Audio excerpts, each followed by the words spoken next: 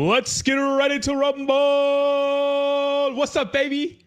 What's up? Good morning. Good morning. Good morning. Good morning. How's everybody doing? What's up? What's up? Market looking like straight doo-doo water. We'll get into that right now. But first, let's read some of these comments already in. Thank you guys so much. Steve the Canadian, make sure you smash that like button, guys. Don't forget to subscribe for more. Thank you so much, Steve. I hope you're doing well, man. Bree, welcome with the DGen Daddy Chill. What's up, MBK 201? Andy, David, Anthony. What's up, boy?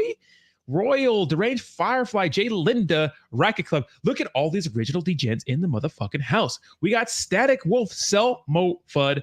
Welcome, everybody. Hope you are doing well today. So the topics of the day, we'll get into that right now. I mean, I should probably just start the topics of the day right off the bat. Now, we're going to talk about BNB versus ETH. The fact that Zach Humphreys dunked on the Saitama Wolfpack. And it looks like Dr. P from the Terrarium team is kind of mocking the Saitama team, which is absolutely hilarious. And the fact that I think WAGMI is going to go insane and the market is down again, which is like, it's the same old story every week. Market down, market up, market down, market up. What's going to happen? Nobody knows, right? Nobody knows. The best thing I can recommend, DCA to your favorite projects. What's up, DJ? How you doing? Silly Willy, Green Candle, Xavier, Yusef. I'm thinking about that, Yusef. I'm actually thinking about putting like a BNB or two in there. And there is a pre-sale for Madano Games. I did a promotional video on them, and we actually did an AMA. So if you want to check those things out, you can. They're on my page. They're having a pre-sale. It's in the Binance Smart Chain, so it might actually be a pretty good play. We'll see what's up with that. Samuel says, DGen Ruggy. DGen, let's go, baby. Yep. I need a market to stay down till payday. I know, bro, right? I get paid from YouTube here in a couple of days, so I'm actually going to put a couple $1,000s into some plays. I'm literally all my promotional money I do for videos, I put it right into fucking crypto. So I live off my paycheck and just do my YouTube paycheck, and then everything else I just throw into fucking crypto. Project Phoenix V2 is starting to fire up after releasing their concept. Oh, okay, I didn't know that, Bill Nye. They've been kind of quiet for a little bit. I think I have allergies, yeah. I'm getting like hives on my hands. I don't know why, but it's okay. It's not a big deal. I had some bomb-ass sleep last night. I actually had a cheat meal last night. I did it. Not too big. Nice little sandwich. It was delicious. I agree, Malik. I agree. L Chan, whoop, whoop, whoop, whoop. Psycho Hunt, good morning, good morning. Let's go, baby. Neville, good morning, good morning. Hope everybody's doing well. Make sure you clickety-clack that like button. Look if you have the Monday blues, come kick it with the DGens, baby. We're just hanging out. We're just hanging out. But I think that Madano Games might be a good pre-sale to get into, but be careful, guys. I mean, they have Phantom too. I think they're both going to pump a little bit, and we'll see what happens, right? You think so, David? No way, bro. No way. That's going to be safe moon. Rod made magic last night. I had a cheat meal last night. My hands are itching, bro. Fuck. I was in the sun all day yesterday, so I'm not sure if that had anything to do with it. Are you ready for the Volt Army to take this over? Let's go, Volt Army. Send it. Let's go, baby. Send it. Volt, let's go. Dude, the Volt Army, look at, there is some guy here talking trash who's part of the Volt Army, but the Volt Army has been the most like legit people to the stream. There was a Fire Festival I know, right? Remember the Fire Festival? I just got an email for the Madano pre-sale, but the distribution of tokens after launch tokens takes time for pre-salers. Ah, interesting. I didn't know that, Samuel. Good morning, Rodney. What's up, Ruby? How you doing? We got the Volt fam up in here. Saitama about to rug. Hey, Bree, why didn't you inform us when you left Saitama's ship? I have done the same if I only knew. Bree was hanging out inside the I don't think she's ever announced that she's left Saitama, but she's been hanging out in the stream for a long time. You see Zach Humphreys? Check this out. Zach Humphrey says, check this out. I really hope Saitama comes back, but I do not have a lot of confidence. The lack of leadership at the top pisses me off. People need to start holding this dev team responsible. They told us major exchanges were coming last summer, and we still don't have a working app. Started covering Saitama every day in the summer last year, leading up to the Vegas event in November. We were all excited. Everyone was winning, and deadlines had not been missed. But after not delivering a product in November, it's been failed promises over and over again. Damn.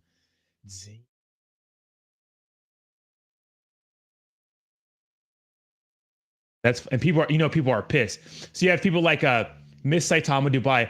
Unsubscribe. Oh, this is the type of person that goes to Target, right? She goes to Target. They won't return her item because it's 3 months overdue. She doesn't have a receipt and it's been used. She's the type of person to sit there and be like, I'm going to go shop at Walmart. Like, no one gives a fuck about your subscription, Mrs. Saitama. You got enough Wolfpack now? So you can dump on them? So you dump them on scam coins? Unfollow and unsubscribes. I hate hypocrites. And she says more. She's like raging. Shut up. After shilling rug pulls to your subscribers, now you are trying to fund their legit bags. How much ETH you got to fud? Oh, shut. Yo. Bitch. Wait, is this up here still? Oh, I can't do that. Shut up. Shut your damn mouth. Oh my God. Oh my God. I don't know, Alonso. I don't know. We got the Volt gang in here. What's up, baby? Send it. Make sure you guys clickety-clack that like button, baby. Oh, we got the Volt chart up. Come on now. We're going to get to the charts here in a second. Don't worry about it, baby. Don't worry about it. Yeah, so that's crazy to start off the morning, right? Shut up. She unblocked me, but she's probably going to reblock me. Which is fine. I'm still laughing at my boy twerking after winning the UFC fight. Isn't that crazy? Miss Saitama is fucking fake anyways. I know exactly. She's fake. Yeah, it's a fake. The market will go red like red wine. Get out. Shut up, bitch. Was fine. Bro, got it to work again. Couldn't comment for restarting my phone. All good. Oh, what's up, Mizzy Matt? How you doing? Welcome back. Welcome back. It's good to see you. I think we're Instagram friends anyways, right? What's up, Roddy Strange? Inu is going crazy. Is it really? Thank you so much, Volt, for the $10 donation. Volt, Inu, thank you for the support. Ship. Oh, what's up, Ship? Army Canada. What's up, boy? Welcome, welcome. Yo, Fudney, what debauchery are we getting into today? A bunch of bullshit, you know? I did see the Earl Spence fight. Looks good. Subscribe to the channel. Volt already listed on 2 exchanges this morning. Another one later this week. Let's go. Ask Miss Saitama to unblock me. Dude, she does not like me. I'm not the one to ask her anything. She's probably going to reblock me because of this. Shut your damn mouth. That's why her profile pic is a Bratz doll. People started calling her out.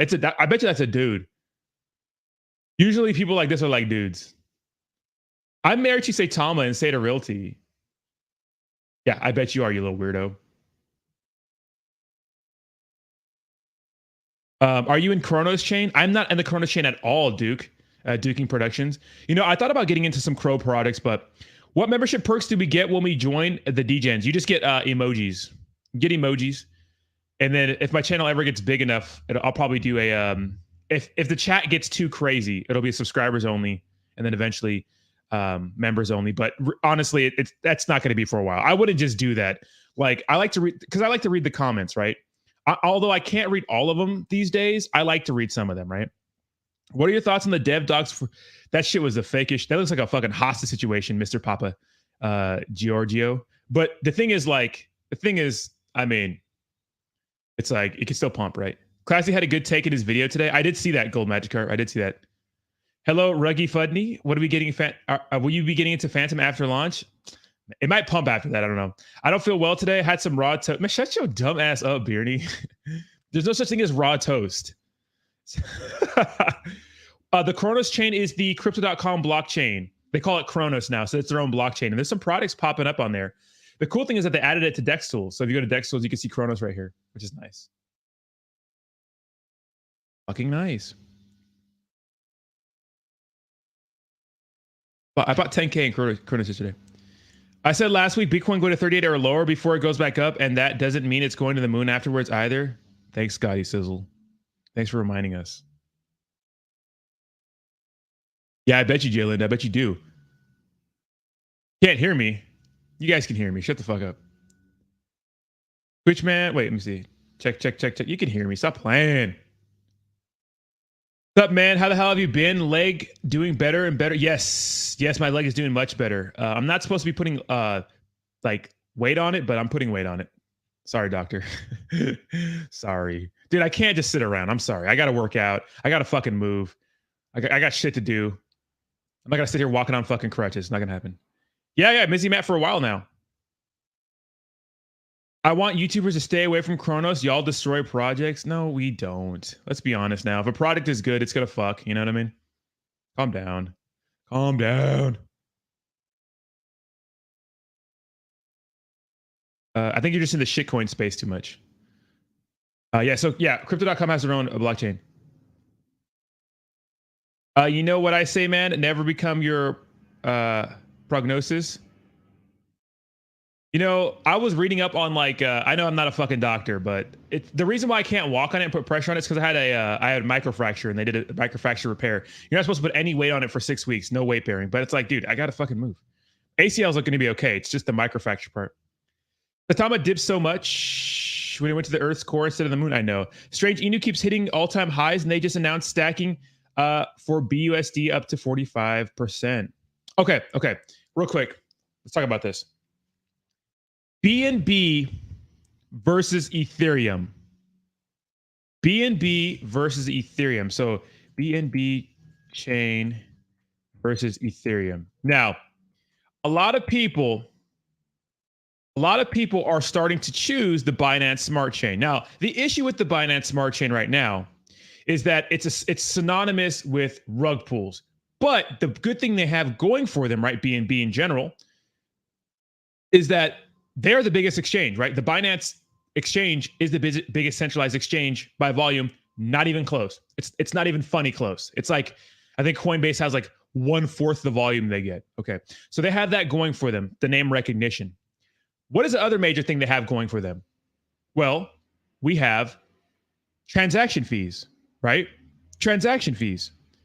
Okay, contrary to popular belief, ETH 2.0 or Serenity, right? That's got pushed back to Q3, possibly. We don't fucking know, right?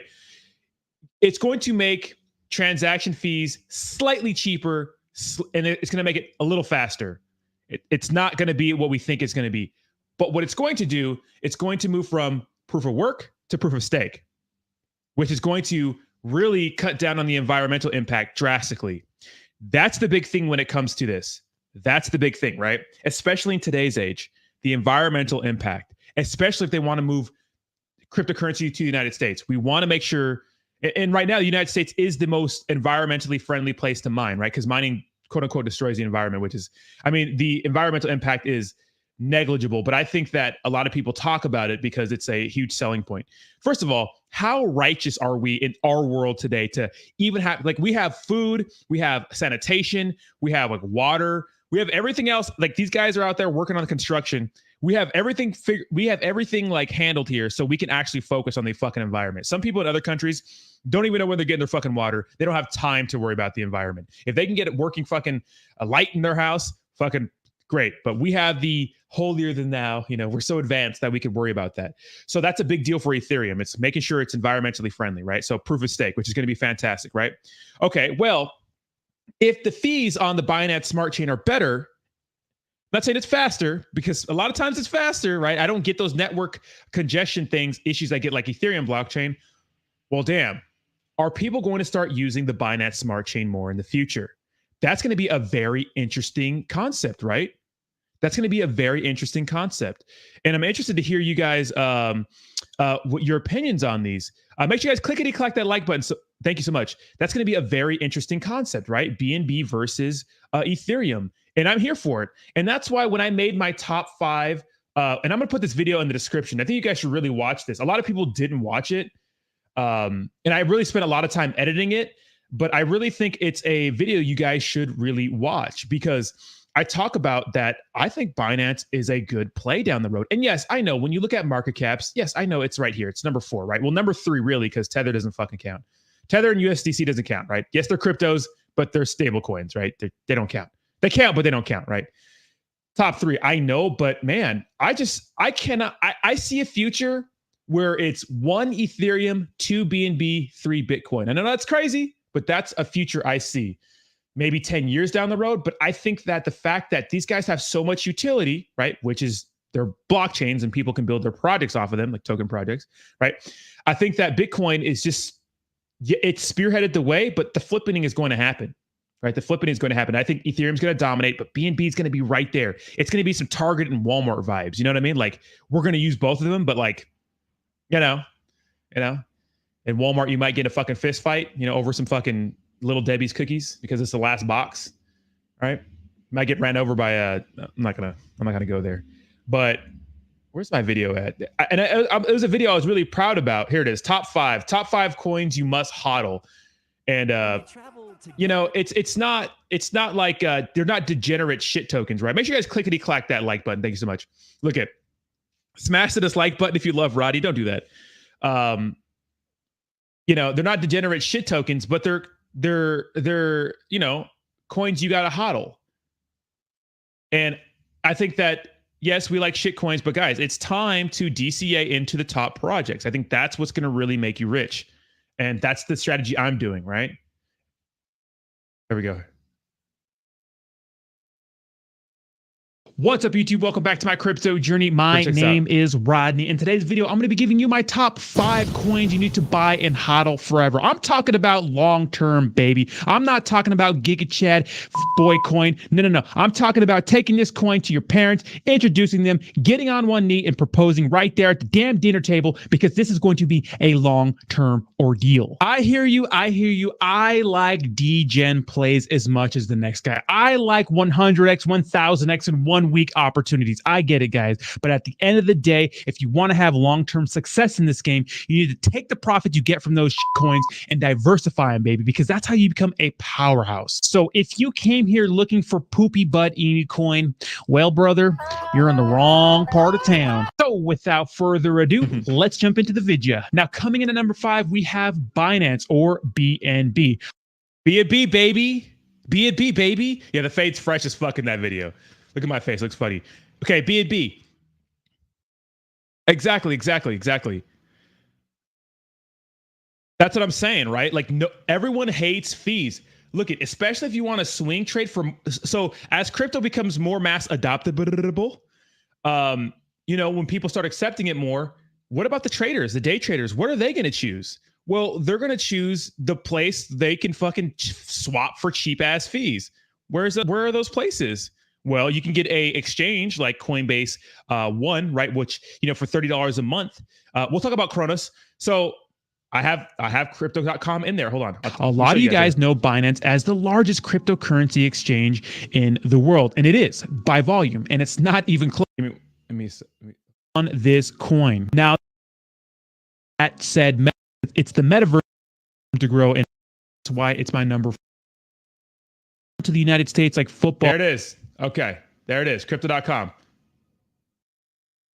There. That's one of them. Crypto.com is another one you need to hold. Why? Because it's so mass adoptable, right? Sergeant Bunkguns, yes, I have a partnership with WAGMI, and they did drop a bag. Yeah. Scott Herman's, I think actually part of the team now. Thank you so much, Mr. Shadow, for the $10 donation. Yeah, Crypto.com is another one. Yes, Crypto.com is important. It's more mass adopt. It's Crypto.com. I know that sounds stupid. I know it sounds arbitrary. I know it sounds stupid. But let me tell you, it's important. It's very, very important. And the Staples Center Flex, right? And then the UFC partnership, all those things are very, very important for long-term mass adoptability, right? So first we had what? We had BNB, right? We had BNB. Okay. Why? Because it's going to be Ethereum's #1 competitor, in my opinion. And you need competitors because it makes you do better, right? Now, for example, a big argument in the United States is like healthcare, right? Healthcare, we want it all to be free. I get it. We want a lot of things to be free, guys. But here's the thing. First of all, insurance pays for a lot of that shit. Hope you have insurance. But second of all, it's like when people have to compete for your business, they're going to be the best. Remember that. When people have to compete for your business, they're going to be they're going to try to one up that guy. If that motherfucker's selling something for $1, this motherfucker's going to sell it for 98 cents, right? Same thing applies with any other concept, right? With business. If Ethereum is doing some boss ass shit, well, BNB is going to want to do some boss ass shit, right? So you have to understand that competition's real. You want people to compete. You want a free market, right? We don't want people to get complacent and make everything free. It doesn't work like that, right? So if we have people fighting for your business, that's only better for you. That's why we see the best things come out here in the United States. It's because we have that free market. And although it's scummy, and although capitalism comes off the wrong way to some people, guys, telling you, it makes the best things. Exactly. Competition is always good for the market. And you know what? You know who gets to decide what wins? You do. Why? With your business. That's how you get to decide. That's the truest form, right? Of like freedom of choice and like what actually wins. They're not telling us what is winning. You're choosing what is winning. Think about the things you do every day. Think about the places you go to every day. Why is Starbucks, shout out to ASMR fan and Oz and Austin, why is Starbucks fucking all over the United States? Because people choose Starbucks. People hate Starbucks. People go to Starbucks. People like Starbucks. You know what I mean? Why is McDonald's still winning? Because people like McDonald's. I don't like McDonald's that much, but people like to go there, right? It's not for me, but most people decide, right? So it's important. Competition's important in cryptocurrency. And we're going to see that with Ethereum and BNB in the future. On the Ethereum. So let's go to my number 2, Decentraland, Mana. All right. We're getting out of blockchains right now, but I do want to talk about Decentraland real quick and why the metaverse is really important. And you need to consider getting into the fucking metaverse. Get into the metaverse. They're at a discount right now. DCA into them bitches, right? Keep them in your portfolio. Decentraland, Mana's a ticker, right? Now, why? Why is it important? Well, we've always had metaverses in video games, always. But this is the metaverse on the blockchain. True decentralization, power to the people. You decide what policies, procedures, those sorts of things are implemented in the metaverse. Very important. And people are starting to buy land in the metaverse, right? Now, the thing I really like about these kind of metaverses, and when it comes to buying property and things, well, here's the thing. The blockchain shows true ownership in the blink of an eye, right? Like that. There's no paperwork to go through. There's no hours of sitting at the DMV, at like a car dealership or, signing a mortgage for a house, right? It is true ownership on the blockchain. It's like, oh yeah, you own that. It's yours, right? Thank you so much for the second $10 donation, Mr. Shadow, about Volt. Thank you so much. Please pull up the Volt chart. Damn, hold on. I'm like balls deep into an explanation. Luna 1's good too, right? So the metaverse is important.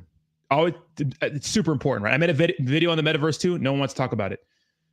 So someone paid $650,000 for a non-existent yacht in the metaverse. JP Morgan opens a Decentraland lounge featuring Tiger as the bank to seeks to capitalize on the $1 trillion revenue opportunity from the metaverse. Guys, JP Morgan, some dumb fuck paid a $650 for a non-existent yacht in the metaverse. Guys, people have money like that, right? They'll do shit like that. Keep in mind, if you could buy a little bit of land on their marketplace, right? I would do it on OpenSea. I would do it a little bit, right? Crypto.com. I mean, what do you want me to tell you? Look at that. Big flex, right? Who do we got here?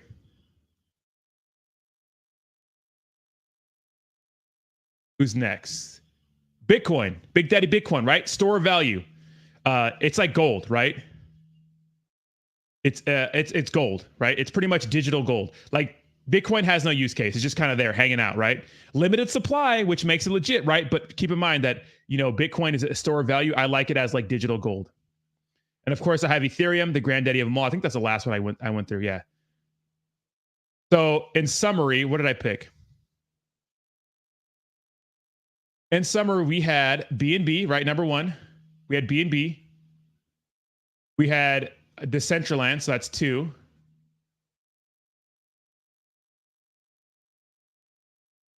We have Decentraland. We have Crypto.com. That's 3. Bitcoin 4. Ethereum 5. Right. So that's what I think. Right. ETH is below 3K. Yeah, it's dipping below 3K. Balls deep. Volt Army is strong. I know, right? Okay, Volt. All right, Volt, you little crazy fuckers. All right, let's check it out. We'll check out the Coronos chain in a little bit because I know a lot of you guys want to check it out. Okay, Volt. Volt is up 14%. I have both the Volts. Which is the real fucking Volt? Let me see.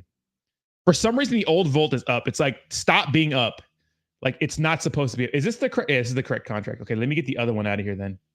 This is not the correct contract. All right. We'll get to our shit coins here in a second, right? I'm not saying Volt is shit coin. I'm just saying it's on this list, okay? Shout out to the Volt team. I'm guessing Saitama is number 6. Should have made it top 5, though. Shut your dumb ass up. Saitama looking like doo-doo water. WAGMI is moving? I don't think it was. Oh, it is moving, yeah. Who's buying WAGMI? They saying Phantom Dev's doxing video is kings with a hair filter. They. That's fucked up. Bitcoin will be a flex for millionaires in the future. There's not enough Bitcoin for every millionaire. Exactly. We crazy. Y'all crazy as hell. I like it though. I like the Volt team. Thank you so much, David David Gant says, every morning I go to DD. I know ghetto. I pay it forward. Please do the same if you can. Just start your day doing a nice thing. Always pays for the person behind you at the drive-thru. Thank you so much, David Gant. And I do that a lot. I mean, I don't like to brag about it, but sometimes I'll reach out to subscribers and, you know, give them a little something. I don't say nothing about it. I don't tell you who those people are, but I'll do it, man. So I appreciate you guys. You know, I'm trying to do as many giveaways as I can right now. I'm trying to be financially responsible too. I think I gave away 7 or 8 ledgers and then, you know, a bunch of Ethereum, but I'm going to try to do more in the future. The more I get, the more you get, right? The more I'm going to try to give. But I still have to be financially responsible. I still need to save up for the future. A lot of things going on in life right now. I have to figure that shit out. So thank you so much, David Gans, for the $20 donation. I do appreciate you every day donating, man. You don't have to. I appreciate it. Thank you so much. I know, dude. Where have you been, bro? Things are good, dude. Your screen is so blurry, brother. Is it really blurry? Ghetto Best has decent coffee too. Gotta buy one for more crow, then start staking. Exactly, yeah. Just buy a little bit. David G at our Starbucks. I think people make people have the misconception, like, dude, if just because you don't have, like, dude, $100 or $50 into a fucking crypto.com account or a Coinbase account is better than fucking nothing. Fees are dirt cheap on some of these apps. I mean, if you have like Coinbase One, which costs $30 a month, trading fees are zero, right? There's no trading fees. Just $50, whatever you can. Just start investing in fucking cryptocurrency. Literally, Ethereum was fucking like 99 cents in fucking 2016. Imagine getting Ethereum for 99 fucking cents in 2016. Imagine that. I agree with you, Jay Linda. I agree with you. Imagine getting Ethereum in 2016 for 99 fuck. Yeah, you got to start somewhere, man. Yes, I got the mic working, ASMR fan. So what I did was, like, I had to wrap the cord around. I don't know what's the focus rate speed a little. It's just the connection's kind of whack. Check this out. Can you believe that shit? Can you believe that in 2016, you could pick up Ethereum for 99? 2015, you could pick it up. What was $1 there? But look at 2015, it was 56 cents. It's how much is crypto.com right now? How much is Crow right now? I don't know. What is that? 45 cents? Imagine that. God damn. Oh, maybe the chart up. My bad. Imagine that. Imagine just one day saying, yeah, I'm going to buy $100 worth of Ethereum today. Imagine that. And then today you're just like, yeah, I'm rich. That's cool.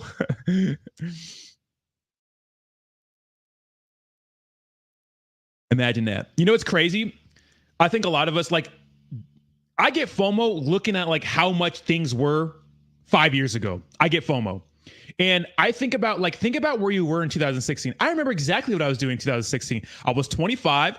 I was, you know, just spinning the plates on Tinder, you know, living in Portland. 2015, 2016. I was living in Portland, you know, trying to spread my seed in that small little city, you know, working a little lame ass job. And then I got a job at Target again. And I remember spending so much. Look at, imagine, I remember going and buying beers for like $7, $8 at like a bar. Imagine if I would have spent one beer's worth of money on fucking Ethereum. Imagine if I would have spent $7 fucking dollars. You know what I mean? On one beer, one fucking Corona, which is robbery, right? One beer, right? On just some Ethereum, you know? But you just don't know. What's up, Twiz? With a $5 donation says, good morning, Roddy. Did you see Phoenix V2 platform design concert they released on Twitter? I did not just yet, but I'll check that out. What's up, Legal Alien? What's up, baby? Legal Alien and Awesome, man, becoming some of my good friends here in crypto, man. I wish you guys lived closer. Terra might be the next BNB. So that's the potential. I'm not going to say it's going to be it could, right? That's putting it on a pedestal, right? Now, Terrarium's angle is the same thing, similar to what BNB started off with, right? BNB was an ERC20 token. It made its own blockchain, became its own exchange, right? It wanted to be an exchange, right? Then it made its own blockchain, and now look where it's at right now. It's killing it, right? It's killing it, right? So we had Shane, friend of the channel. He was actually early in on BNB. I think it was Shane. So I mean, hey, sometimes you get lucky, right? But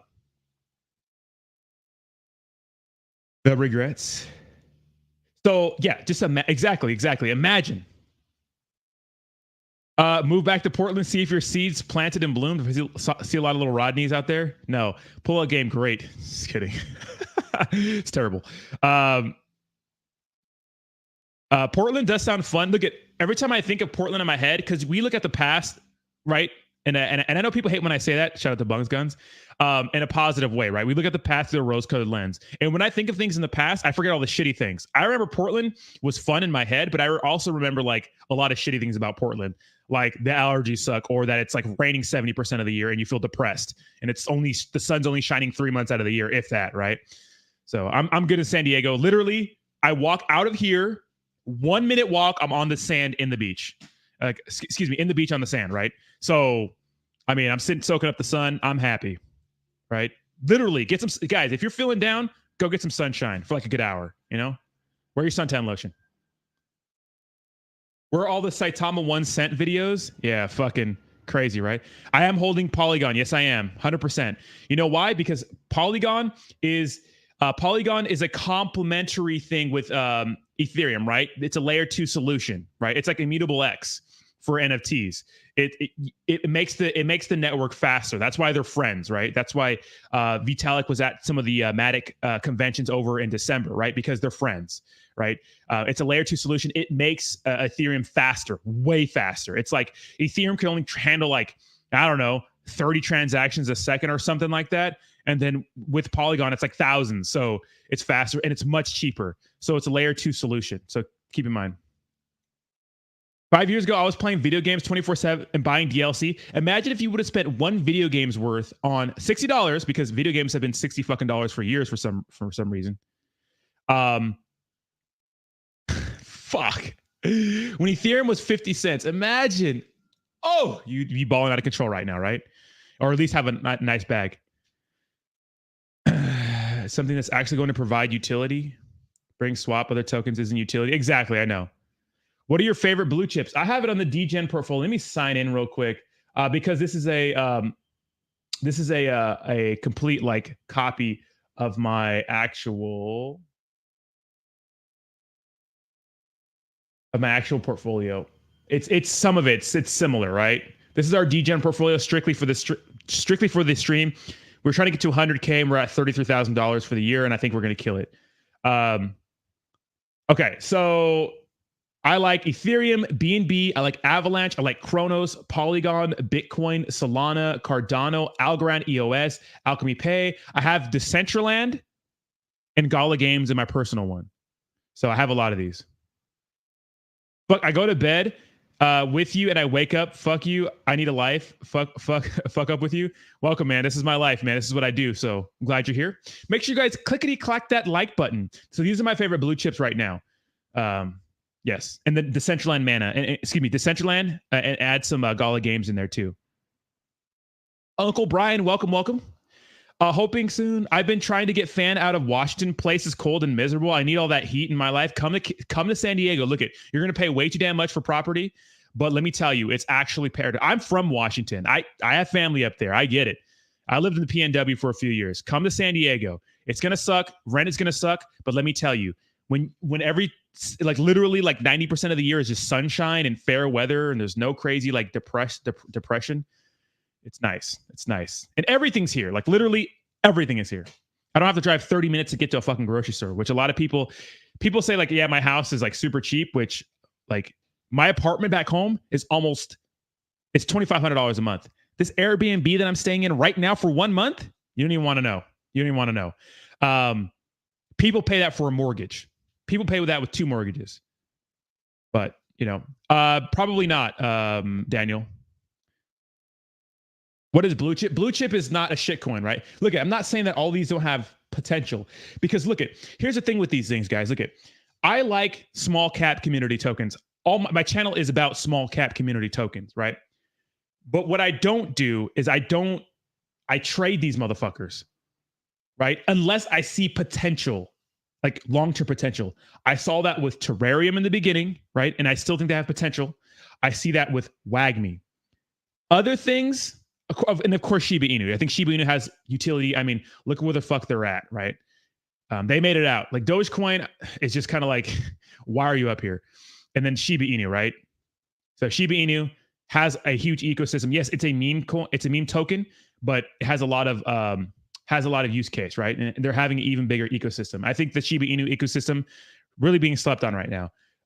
So Bone, Leash, Awesome knows all about that. The whole ecosystem, especially when Shibarium comes out, their layer 2 solution is going to go crazy. Anyways, when I get into these tokens, right, and I make a significant amount of money on them, I sell them for Ethereum or a USDT. I send them to my other exchange, and then I trade that Ethereum, or I leave it in Ethereum, or I leave it in USDT on the sidelines to buy other coins and other projects, right? Later, right? So that's what I do, right? Last month I made a nice bag off of doing promos, like a good amount of money. I sent most of that to an exchange, and that's where I'm going to buy blue chips. That's where I'm going to buy all kinds of shit and just leave it, right? And then see what happens in the future, right? So that's what I'm banking on. That's what I do. Now, there are projects. Look, I am sponsored by WAGMI. I do not pick long-term partnerships, like this is for a month starting off, unless I'm confident about the project. They have a lot to offer to this space. It's not just some random shitcoin. They have a lot to offer. And yes, a lot of influencers are pumping this, but I'm only on board because I see the longevity. I see if they ever lose sight of that, if they ever go astray, and the things start fucking up, well, then I'm gonna have to speak up because that's what I do, right? Not gonna be silent. Look, I have to work with projects. I have to be nice. I can't just shit on a token that I'm working with, but I can be honest about it. I can't be like, this fucking sucks, garbage. I can't do that because they're paying me. But I can be open and honest about what the tokenomics look like, what the price action looks like, what the price actions look like since inception. I could do all those things. WAGMI looks like a good long-term play. Will it be? I don't know. Maybe not, but I'm banking on this. And, it's all a gamble, right? I don't know if any of these some of these blue chips in my portfolio could not work out, right? Avalanche may not work out. Like Avalanche had a huge pump because I think primarily Time Wonderland. And Time Wonderland turned out to be a big ass fucking scam, right? So we'll see what happens with Avalanche, right? It's a very, very efficient blockchain. We'll see if they get any more banger ass products on there, but they could, right? I don't know. All these shits could fucking, who knows, right? But these are safer than these, right? Crypto's volatile as it is, right? But these are safer than these are, right? So we'll see what happens. Did you put 5K on Coinbase portfolio and you got 33K? Wait, what? What are we talking about? Uniswap and Coinbase lawsuits. We'll talk about the Uniswap one. We'll talk about that. I need to go all the way down, guys. Sorry, there's a lot. Nice, awesome, Austin. Dude, that's so wholesome. We'll talk about the Uniswap lawsuit in a little bit and what I think is going to go on. Yeah, So, guys, if you have Coinbase app, get Coinbase One. Look, it's $30 a month. But if you're trading a lot on Coinbase, you want to do that because you're going to circumvent the trading fees. The trading fees can be kind of hefty sometimes. But for $30 a month, and I have no trading fees, you want to do that. Trust me, you want to do that, especially large amounts, right? You want to do that. $30 a month. It's called Coinbase One. It prompts you right when you open up the app or like in the menu part. Get it. It's worth it. WAGMI beta is on the 27th, I believe.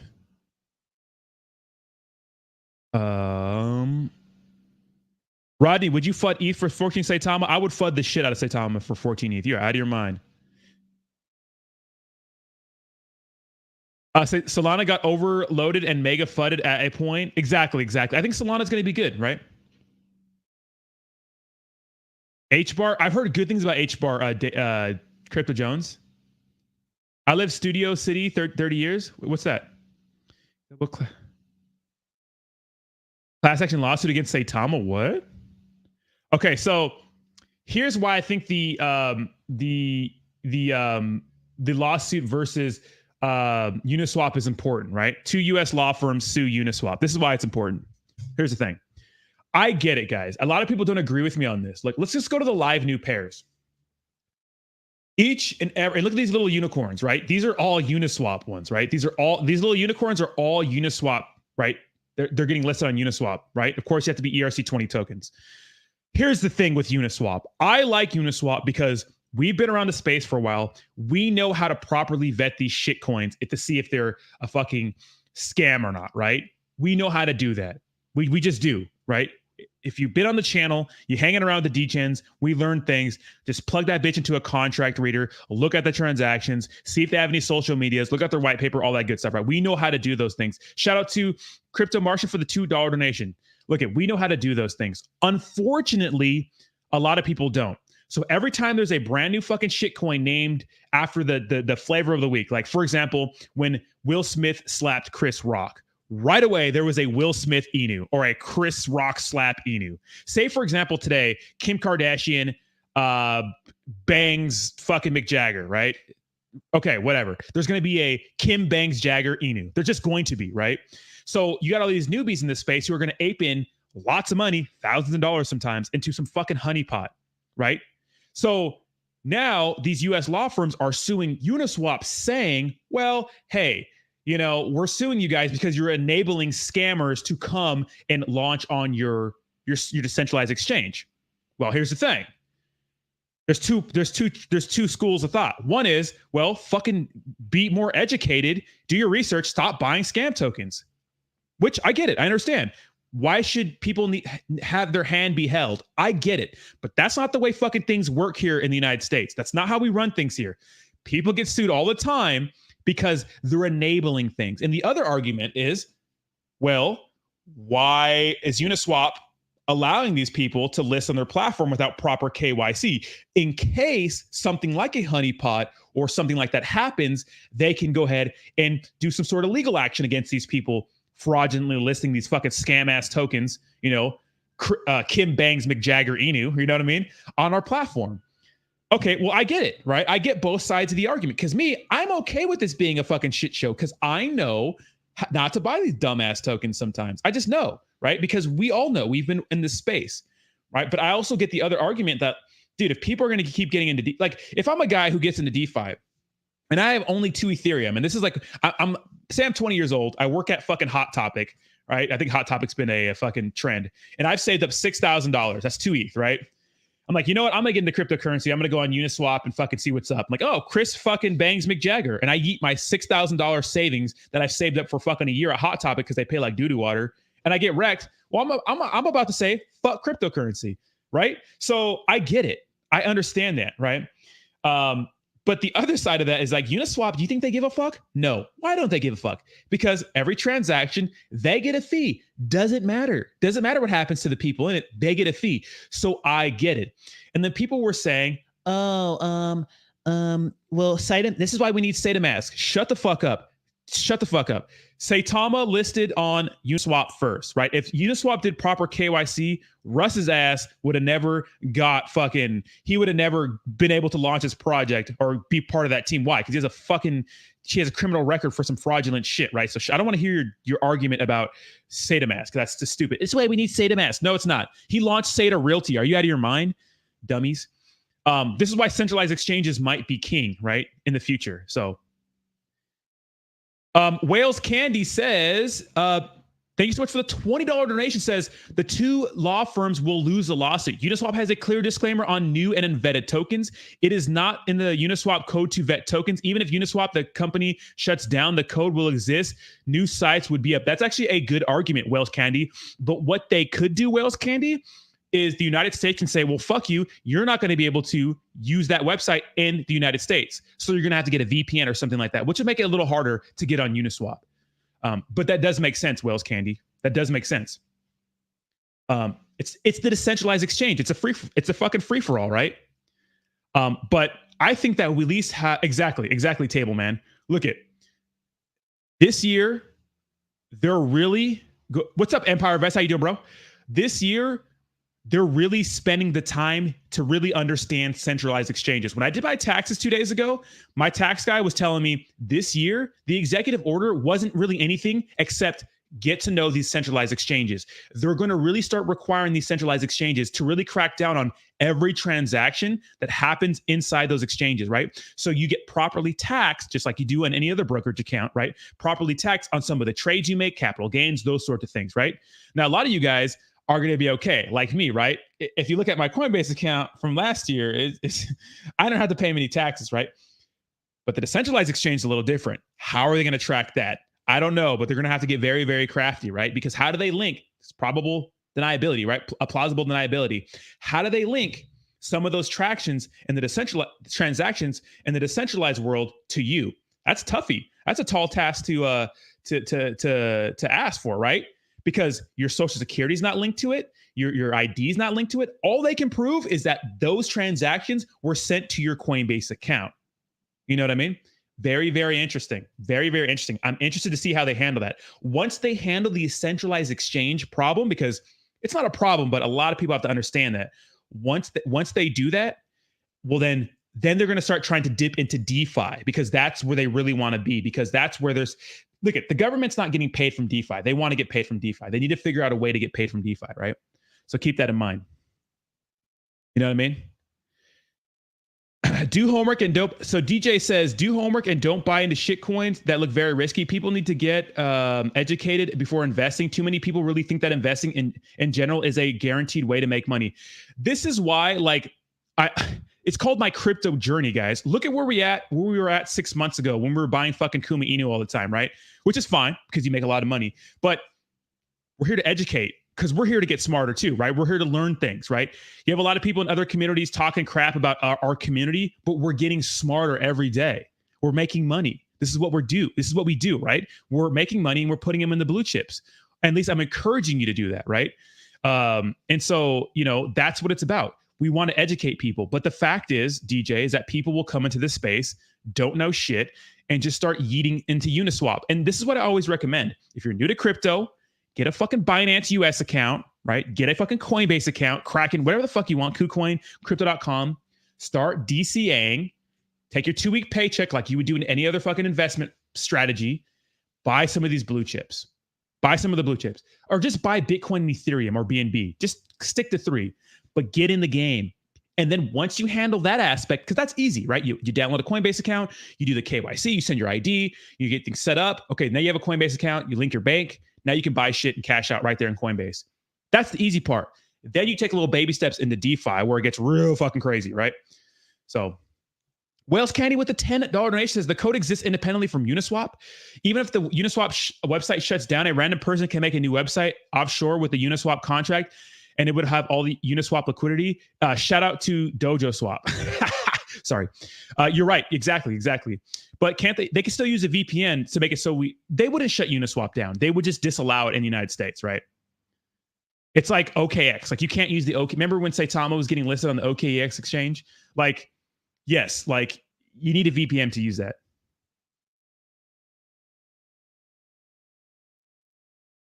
Exactly, right? Osmosity. Exactly. Like the stream, baby. What's up, Slim Jesus? How you doing? Slim Jesus, they kind of exposed your ass on you good, bro? I haven't seen you on the fucking Twitter for a while. They didn't really expose you. They just showed how you're living, which doesn't prove you're not a millionaire, but Phantom 45% sold. I know. Luna 1 is created by the NSA. Is the IRS in the chat right now? Is IRS in the chat? Rodney Unicorn. I use all of them. I always go back to Coinbase. How easy. Dude, I love Coinbase. Let me tell you. Every time I open up like a Kraken account or even a Binance account or even like a our Bitmart, it's like the fucking Matrix, right? It's the fucking Matrix. That's all I can compare it to. It's like a phone with a keyboard and I don't know. It's remember those old Game Boys with it comes with the magnifier glass, the worm light, all the kind of crazy add-ons. I can't do it, right? I can't do it. Coinbase is like using your grandparents' dumb phone that has 3 buttons. One's called Sun, the other one's call the cops, the third one's if I fell, you know what I mean? And the fourth one's the ambulance. It's that didn't really make sense, but you get what I'm saying. It's like a dumb phone. So the words are all big. Coinbase is fucking perfect. It's perfect. And it's less choppy than it was months ago, right? I used to have a little bit of issues with it. But Coinbase is the shit. BTFA finally tipped. Let's see. So that's the move, right? Yeah, but people don't do that because second ETH or BTC starts going down, they'll scream scam. I know, exactly. And that's the thing, guys. Crypto is volatile enough. Dude, WAGMI is moving right now. SWAGMI is moving. Yeah, BTFA dumping a little bit. That's the thing, guys. Personal responsibility. Look at, especially when you go to a YouTuber's channel and they talk about a token and you don't do your due diligence and you ape into it, that's your fault. I don't know about you guys, but I was never the person to buy something because someone talked about it and be like, oh, your fault. No. That's not how that works. Your little ass took the time to fucking go on Uniswap and open up your MetaMask account and press swap. You did that, right? Look at, some things help the algorithm. We get paid to do some things. And that's why you got to go to different YouTubers are different, right? Some people will say it's a next 1,000x. Some people say, hey, I'm just talking about this token, right? But yes, when people start DCing into crypto, right? They say it's a scam. It just guys, let's go back and look at Ethereum, right? Because remember what I said about living in Portland? I was in Portland, like I said, just spreading my seed on Tinder, right? I remember going to fucking nightclubs and bars, spending $7 on a damn Corona. If I would have spent one Corona's worth in Ethereum in 2015, right, that would have been 7 ETH. That would have been worth $21,000 today, right? If I would have spent $1,000, oh my God, oh my fucking Lord, right? But hindsight's 2020. Now we're in crypto, right? And the same thing would happen, right? Imagine if you would have bought Ethereum right here, right, for $1,000 in 2018.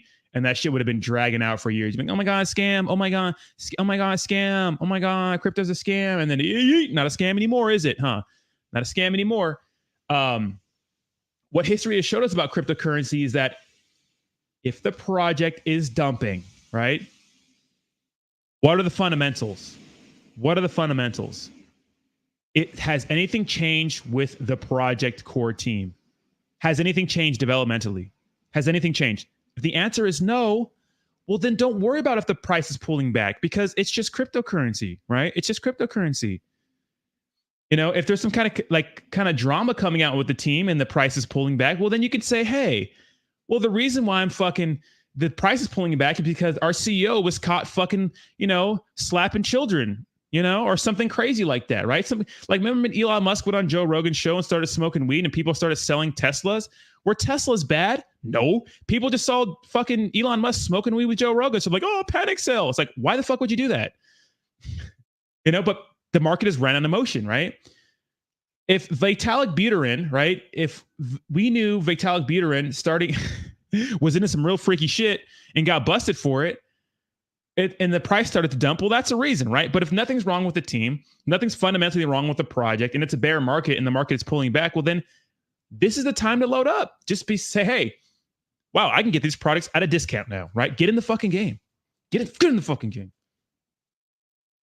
And sadly, most forget the real reason for the Second Amendment. It wasn't for hunting, that's for sure. It's enables to defend it. Yeah, exactly, right? The Second Amendment. I'm a big gun guy. Like I have guns tactically around my place, like John Wick, right? Guns are to protect yourself from tyranny, right? A tyrannical government. Remember that. The summer of Slim will shock you all back to reality. Oh, what's up, Slim? You coming back? All right. Open up.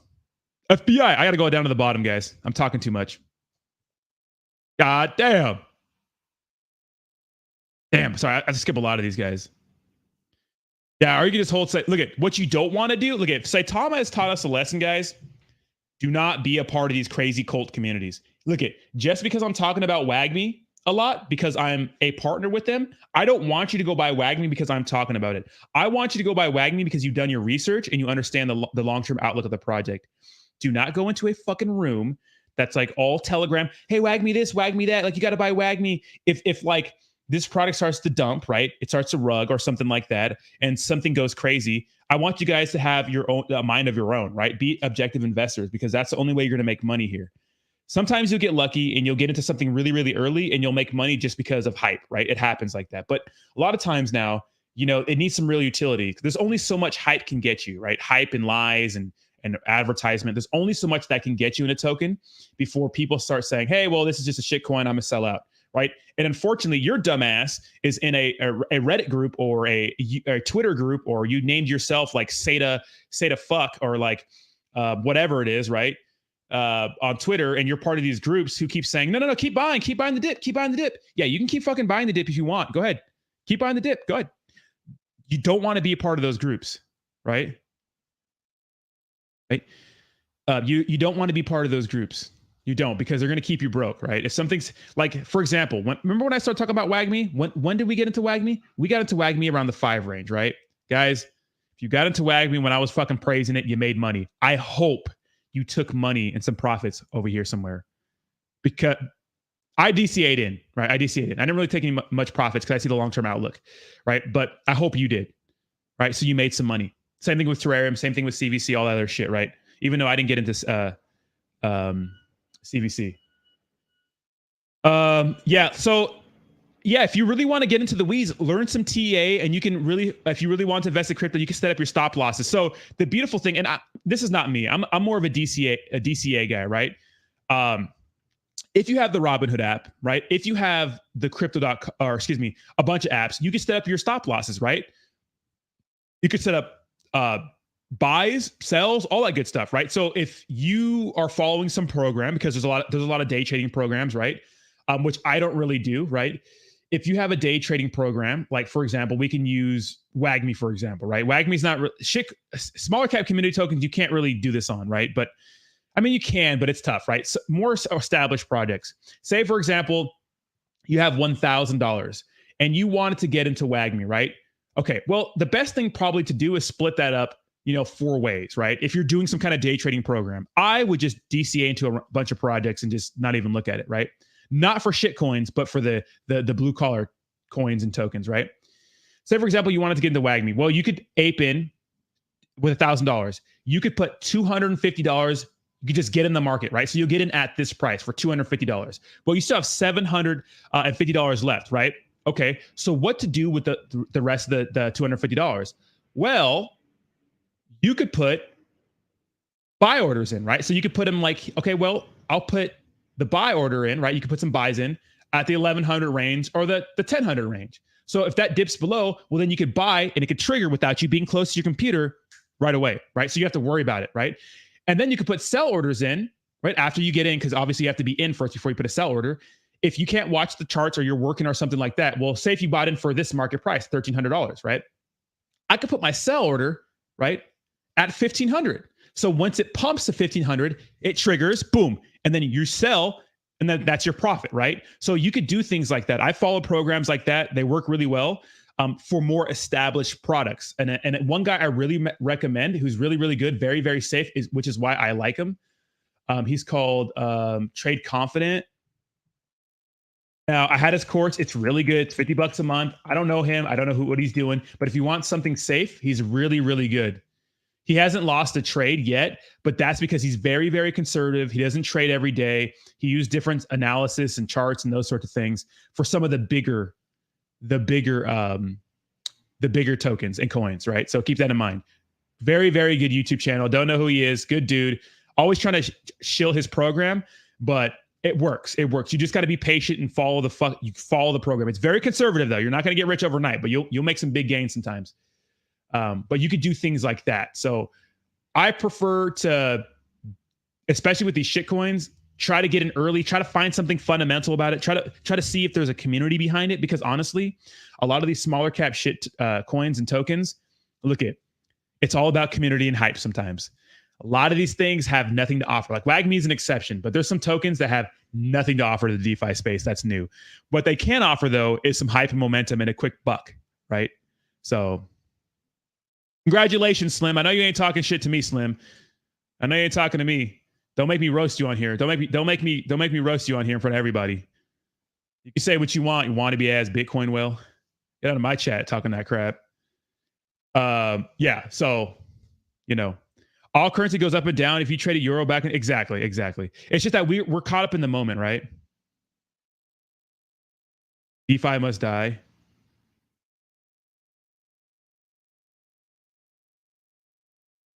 Nah, Rodney, I bought WAGMI because you talked about it. What? You don't believe in it now? What the fuck? Wait, what? Of course I do. I'm in partnerships with WAGMI.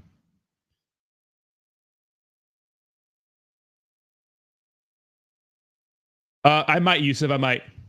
We have a $10 donation from our boy. How's the truck going? Linkney is killing it today. And that clickety clack. Thank you so much, Mike. I appreciate that. Let me see. Link. What's up, Miss NFT Queen? Daddy chill. Let me see. LYNK. Hold on. LYNK. And okay, let's check that out. That might be a good opportunity. Inky, is this right here?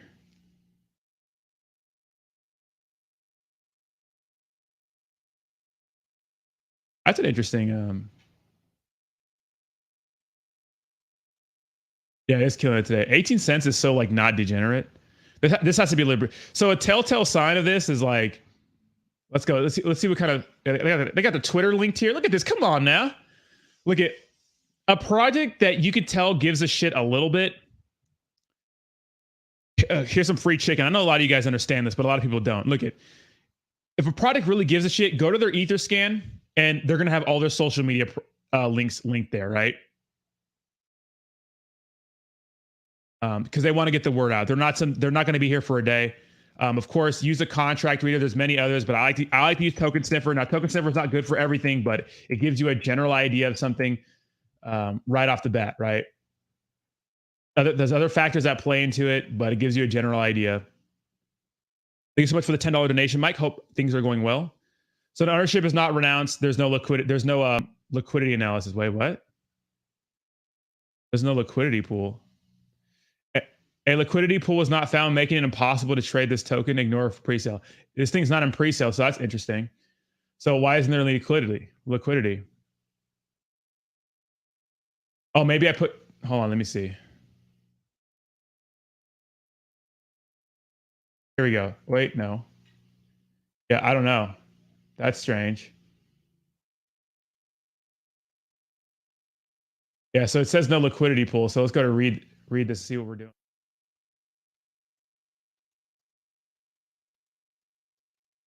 Okay, so they said right here, dear Linky users, team here to support you on your most current questions. 1, withdrawal transfer error. Due to a large number of requests at the same time, this error has occurred. All submitted withdrawal requests are in queue. Please bear with us till it's your turn. So they're having some issue with withdrawal transfers. I don't like to see any of that shit, honestly. 2, change in withdrawal fees. Withdrawal fees on the network fluctuate constantly. As it explained above, all the requests are in queue. At the same time, the exchange rate is updated every 2 minutes as the basic standard of them. It says it has no liquidity in it. Did they fucking pull the liquidity or something? This is the situation with canceling once you request. Have a Linky team. Thank you for understanding. So something's going on with it, right? I don't know what's going on. It has some issue right there. Token Sniffer is telling us to have no liquidity. I'm not seeing a liquidity pool here. Oh, there it goes. There it goes. Yeah, I don't know what's going on with this. I can't tell you. I don't know. I can't tell you, but would love to see what Phoenix V2 concept there to the Phoenix V2, but there's a Reddit link.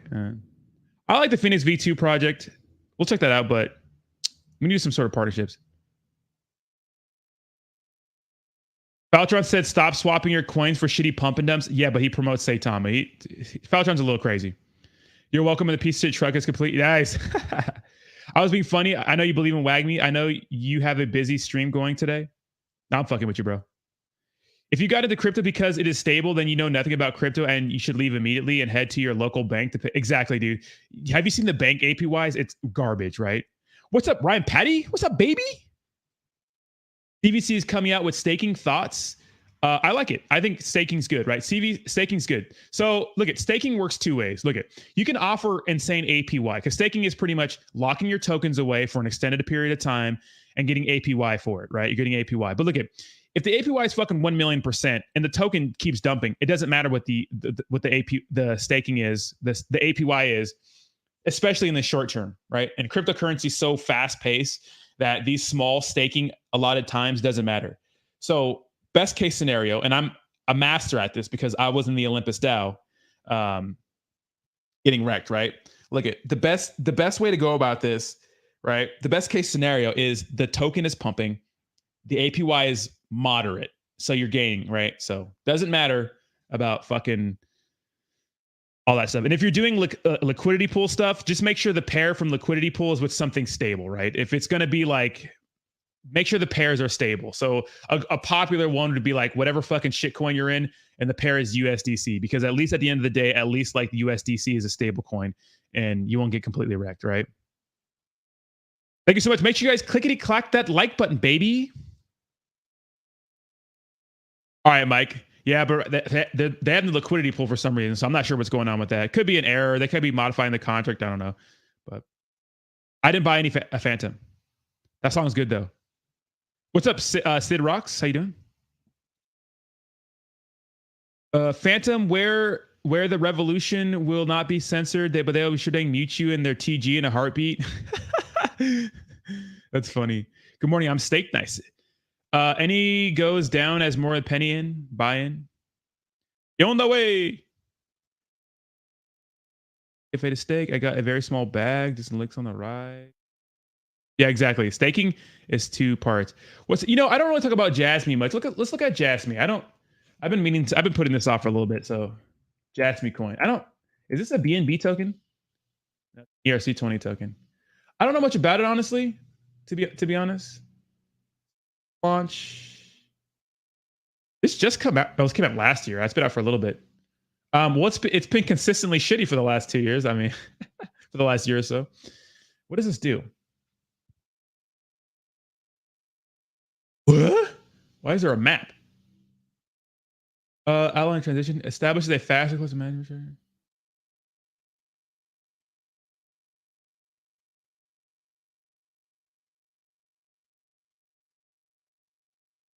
Okay, so this has a legit project.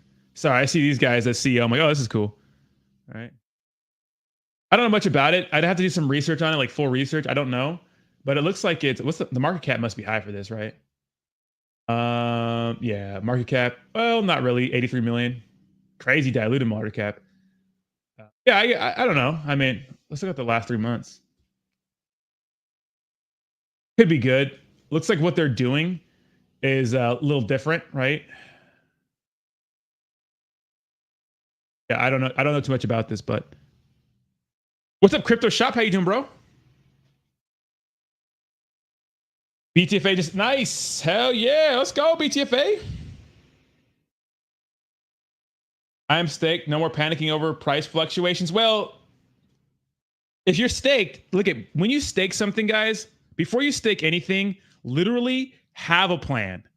Like if you're going to stake something, that means you're locking your tokens away for an allotted period of time. Usually, if you want to pull them out earlier for that's not a part of the agreed time, well, you're going to get penalized, usually hard for that. So you need to make sure that if you're locking your tokens away in some staking protocol, you need to make sure that you understand that, hey, I'm putting my token in this protocol for 30 days. That means I cannot touch this for 30 days, no matter what happens to the price. Well, that kind of matters, though. It depends, right? Some staking protocols like the Olympus DAO don't really punish you for leaving early. You have to deal with contract interactions, because that's what it is, right? It's a contract interaction whenever you stake, right? You have to deal with those fees because those are going to cost you, right? Less than swapping fees, but they're still going to cost you more on the Ethereum network. That's why if you can get another token on another network, I would do that. But, sometimes if the market is completely dumping, you want to unstake, go into hiding, especially if there's no staking, and then get back in when you can, especially if there's no staking, there's no penalties for it, right? But exactly, G-Man, exactly. But most of the time, the penalties are going to outweigh more than whatever the price is dumping sometimes. So you kind of have to weigh it, right? But have a plan. Just notice, like, if I'm going to stake my shitcoin in a protocol, well, then I got to leave it staked for a month, right? So yes. So for example, guys, the Olympus DAO, it's offered on Avalanche and Ethereum, right? I think it might be offered somewhere else. Always, right? Get it on the cheaper network if you can. It's not hard. Go into your fucking wallet. Go up here and add the network. I have so many different networks, right? Add the networks. They're better. Ethereum is safe, but just take a little step outside of your comfort zone and try another network. It's not hard. There's a ton of videos telling you how to do it on YouTube. Shiba Swap doesn't make you conditionally lock up if you're going to pay for gas for stake and unstake. Yeah, exactly. That's what I like. See, there it is right there. Congratulations. Yeah, Crypto Shop. Dude, Crypto Shop killing the game, bro. Good ass channel. What if you staked ETH2? You have to wait, law. What if you staked on ETH2? You have to wait. Well, hey, man. Hey, I don't know much about the ETH staking. I don't stake my ETH, which I probably should. Some staking will not let you leave at all. Yeah. Some will not let you leave at all until it's open. You don't see that a lot in the shitcoin space. You see a lot of freedom in the shitcoin space.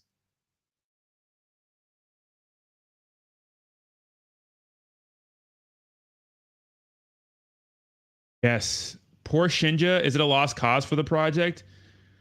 They'll probably pump with the market, but I'm not in it. So tip the barber, baby. Tip the goddamn barber.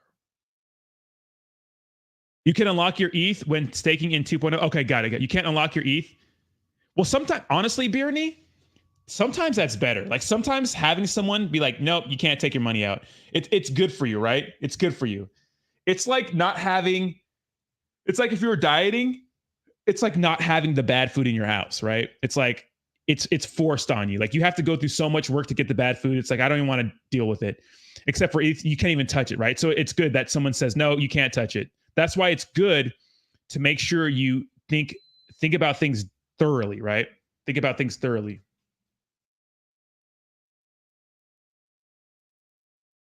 Some good price out there right now. Good time to get some DC. Exactly, right? What's up, Blees? How you doing? Welcome. Make sure you guys clickety-clack that like button. Staking is about timing, which isn't easy. All right. We're going to do staking. Yeah, it could be about timing, but if it's long-term, man, all of Rodney's viewers have wrenches. Because you guys are original degens. All right. David, thank you so much for the second. Thank you so much, David. He's pooping. All right. Here's the thing. We have 130 likes in here. I'm going to take a piss. Whether I wash my hands is optional and get some more coffee. If this does not get to 200 likes, you're all racist. You're all racist. I'm going to write a letter to all of your employers saying that you're racist. Let's get this baby to 200 likes before I come back from taking a piss and getting coffee. I don't want any excuses. If this doesn't happen, you're all racist. Ready? Go. Racist.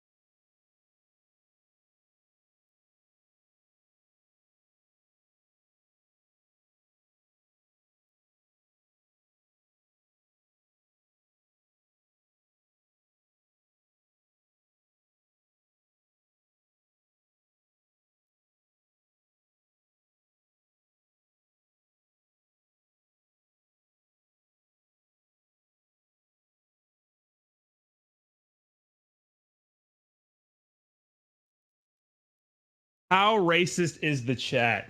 Oh, racists. 172. All right. I'm getting in contact with all your employees right now. I'm not racist. I even have a black friend. I'm getting in contact with all your employers right now. Coffee's made. Hands weren't washed. I can't believe my chat is a bunch of racists. First of all, we got some new emojis. A lot of you guys don't know. We got the daddy chill. So hold on. Let's go and explore our inventory. We got the ruggy. So good. Yeah, boy. Goddamn. Right. We got the chill daddy chill. We got the what even that. We got the nani. We got the gap. We got the goddamn. We got the blue shirt scammer and we got the fuddy mask. Okay, let's go, baby. Okay. Anthony. All right, little racist. That's cool. I didn't know my chat was racist, but I guess they are, right? So I'm trying to get fired at work. We get the unemployment, baby. I'm trying to get fired. I didn't realize you had a hateful. group of viewers. Me neither. I didn't know. It's okay. I accept you guys. Look, I accept you guys. Like, if you want to be racist, as long as you're here being racist, you know. I low-key felt racist when I saw I hadn't hit the like button yet. You should. Reach the number of likes. Are y'all racist? Next time he'll be like, if I don't get enough likes before I finish this copy, y'all racist? Well, no one wants to be a racist, right? Damn, half of me is offended. I'm very uncomfortable right now. No one else likes the stream. Racist Inu pumping of. All right. Okay. Next, I want to touch on the importance of having a motherfucking ledger. All right. I'm going to go on my little spiel here. Look it. Keep that thing on you. Always keep that thing. Keep that thing on you, right? Always keep that thing on you. You need a fucking ledger. If you're going to be on MetaMask, you're going to be fucking around in DeFi, you need a ledger, guys. I'm telling you, you need a ledger. This shit is not insured. The benefit to having one of these, oh man, ETH is dumping. The benefit to having a MetaMask wallet in a decentralized wallet, right, is so that it's decentralized. No one knows what the fuck it is. It's your money. Do what you want with it. That's the benefit, right? That's the benefit. The downside is that it's not insured. Oz and Awesome and I had a conversation about this the other day on the phone because we talk a lot like a bunch of chicks, right? We're like little girlfriends. Me and Hobbs too, right? We all talk. Okay, look at. Get a fucking ledger. Get a ledger. This is a ledger. We're gonna go to ledger. The Ledger Nano X. You cannot complete a transaction. This is the website. Unless you accept it with this. Look, check this out. It comes with this program called Ledger Live. Check this out. That's not Ledger Live. That's my, it's right here. See it? Ledger Live right here. I'm going to open that up. This is really where all my cryptocurrency is at. Let me show you right here. In my stream wallet, right? Just my stream wallet. Right? This is really where this should dump right now. This doesn't make any sense. Yeah, cool. I sent some money to my Coinbase account. Look at this is where my money's actually at. The only issue with Ledger, right? This is Ledger Live. My money is not in MetaMask. It's actually in Ledger Live, right? Actually, but you can link it with MetaMask so you get all the convenience of MetaMask with the security of Ledger Live. Let me explain that. Okay, so unfortunately, Ledger doesn't support every single asset. We'll have some more established ones like Saitama, Shibnobi, or totally a rug pull that will take the time, figure it out, and get established, and so that the price reflects on Ledger Live. The issue is a lot of the tokens and coins that we get into on a daily basis, well, mostly tokens, right? On the shitcoin network, right? Make sure we're doing well. Unfortunately, SafePal is good too, yes. Okay. They're not supported on Ledger Live. So the issue is that you can't really buy a bunch of shit with your Ledger because it's like, well, I mean, you could swap, you could do all that good stuff, but it's like they're not supported. So what do? Ledger's not paying me. I'm just a believer now. So what do you do? Shout out to Alonzo. He doesn't hang out anymore, but he got me onto this. So you go ahead. Once you get your MetaMask account, right? If I remember how to do this, you can link your Ledger up to it, right? Right? So I have Ledger and I have these two that are not connected with my Ledger account, right? So it's important because now, say if I want to send to fucking this guy, right? Or say someone hacks my account and they try to send all my ETH, they go to max, right? They're going to go to next. And remember this little screen where you can send? It will not confirm unless you open MetaMask in full screen to connect your Ledger via WebHD. So if my Ledger is not connected with my little USB, I don't put in my passcode in this thing, you can't send money out of this. You can receive stuff, that's fine, but you can't send money out, right? Protection. That means if my computer gets hacked, no fucking asshole can wreck all my cryptocurrency. See, the benefit of having it in an exchange is that if the exchange gets hacked, not you, but if the exchange gets hacked and they steal a bunch of money from Coinbase, well, your money's insured, most of it, right? So this is the extra layer. Look, they're $150. I've given away 8 of them on my channel. I'm going to give away some more here soon, right? Soon. They're kind of expensive. It's a pain in the ass because I usually have to usually people win, they're in another country. Like MBK201, he won a ledger and I had to talk to the lady who works at DHL because they had an apartment building. It was just a pain in the ass, but I'll do it again. I don't care.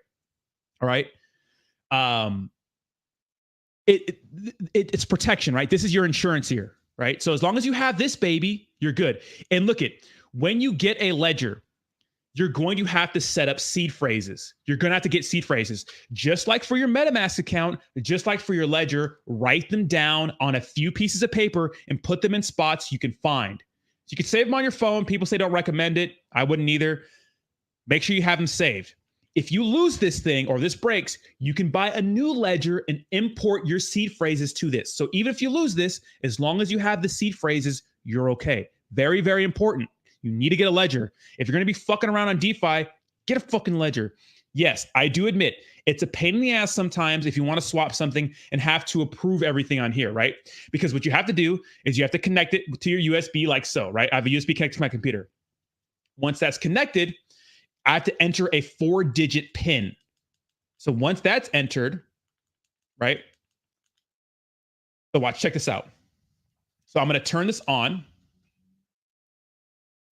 I put the wrong pin in, so I have to do this again. You don't want to do it. None.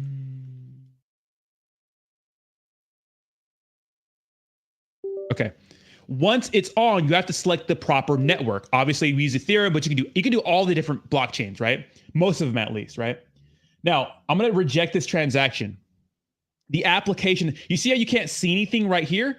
Now, if I go back and try to send something else, send right here again.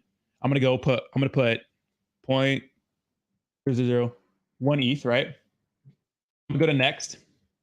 Now that my app is open, now I can confirm.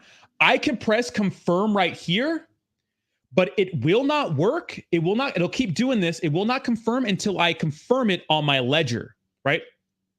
My ledger's saying, hey, review this transaction. I'm going to reject it in my ledger, and it's going to reject it on MetaMask, right? It's going to reject it on MetaMask. So keep that in mind, right? It's always better to get a ledger. So if someone hacks your account, they can't get rid of it. Now, what I heard that can still get you wrecked, and I have no clue if this is even true, what can still get you wrecked is if you go to a wrong website. I actually don't know if this is true. If anybody else can tell me about it, let me know. Boomer Sooner, yes, ADA has a chance.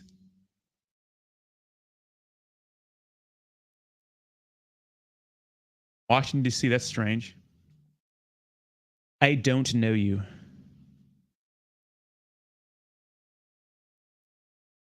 WAGMI is pumping? Is it pumping? Yo, WAGMI is pumping. Give your boy Fudney 11 more. Thank you so much, Ryan Patrick, for the $50 donation, buddy. I appreciate you. 100% Rogwani, you have the access keys to your crypto on the ledger. Chain can still be hacked. Yeah, come on now. Yeah, of course the chain can still be hacked, but come on now.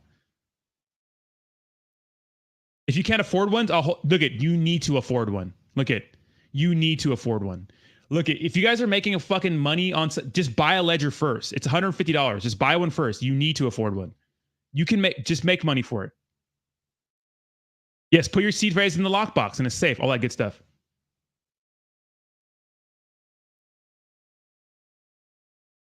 Vitalik stores his seed phrase on 2 separate continents and buys a new laptop every time he accesses his funds. God damn, that's crazy. Yeah, so get a ledger. It's important, right? It's very, very important. It's very, very important. This is a random number. Usually I don't get a...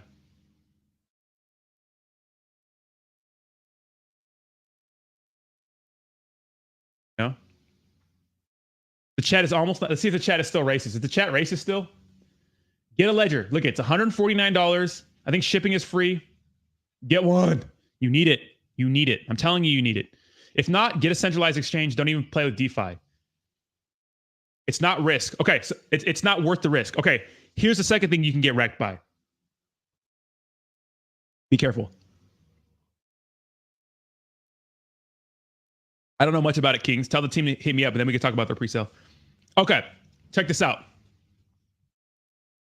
You need to be very careful. You need to be very careful when connecting 7 likes. Oh, so the chat's still racist. We're 7. Clickety clack. Drop the baby. Drop the ledger. Drop the fucking everything. Like the stream, right? Like the stream. Okay. That was a weird name. I never get a call from. Anyways, okay. The second thing, ledgers work with everything. Ledgers work with everything. Okay. The second thing you need to look out for when you're fucking around in DeFi, you need to make sure you're connecting to the correct website. Always. People are fucking scammers. They will do anything to get your money. What I like to do is if I'm going to Uniswap, I like to go to coin. So, for example, I usually save it, but sometimes you have to delete your history, delete cookies, all that good shit, right? So your computer has to reset. What I like to do is I go to coinmarketcap.com first. Then, that's because they had a new contract, Boomer Sumer. Then you go to Uniswap. Uniswap is a token. All right. Look at their websites. Uniswap.org. That is the correct one. Uniswap.org. Not uniswap.com. Not uniswap.gov. You can't have a .gov. Not Uniswap. Uniswap.org. Fucking quadruple check this shit because it'll get people. 200 likes. The chat is not racist anymore. Thank you so much for not being racist, guys. Okay. Launch the app. Once it's launched, favorite it. Favorite it. So every time you know when you want to go do your business on Uniswap, it's the correct Uniswap. Because if you connect to the fucking wrong scam website, it'll probably drain your tokens. I'm not sure if that works with a ledger. I haven't done it, but be careful. The same thing applies for Pancake Swap. Go to Pancake. It's a token. It's a Binance Smart Chain token, but it's still a swap, right? It's a company, right? You have to think of these as company websites. PancakeSwap.finance. And even on the top of Pancake Swap, it says phishing warning. Please make sure you're visiting https pancakeswap.finance. Pancakeswap.finance. Same thing, right? Connect your wallet, all that good stuff. Make sure you quadruple check before connecting to the wrong swap. Nick J doesn't hang out anymore, but he connected to a exchange in like, I don't know, what was it, like like November or September. He lost like thousands of dollars of SHI because he made that mistake. Yeah, I think so. Gold Magikarp. I think it's just the one. I think it's just the one for MetaMask. I don't know about that though, but I think it is. I think it's just one for one. Now we need 300 likes or everyone's armpits will smell all day long. Ooh. Like the damn stream, baby. Like the damn stream. Okay. I bet guy who lost his USB with 88 million in Bitcoin in a landfill wish he had it on the ledger. Exactly, right? Exactly. 88 million in Bitcoin. He's fucking hurting, right? He's fucking hurting. That's a lot of money. I heard about that. I heard about similar stories, right? Not that exact one, but similar stories. Yeah, because look, even if you lose your ledger, as long as you have your seed phrases, you can just import them to another fucking ledger, right? But I hide this thing, right? This is important. It's so important to me, right? Obviously, my centralized exchanges are more important. I don't know.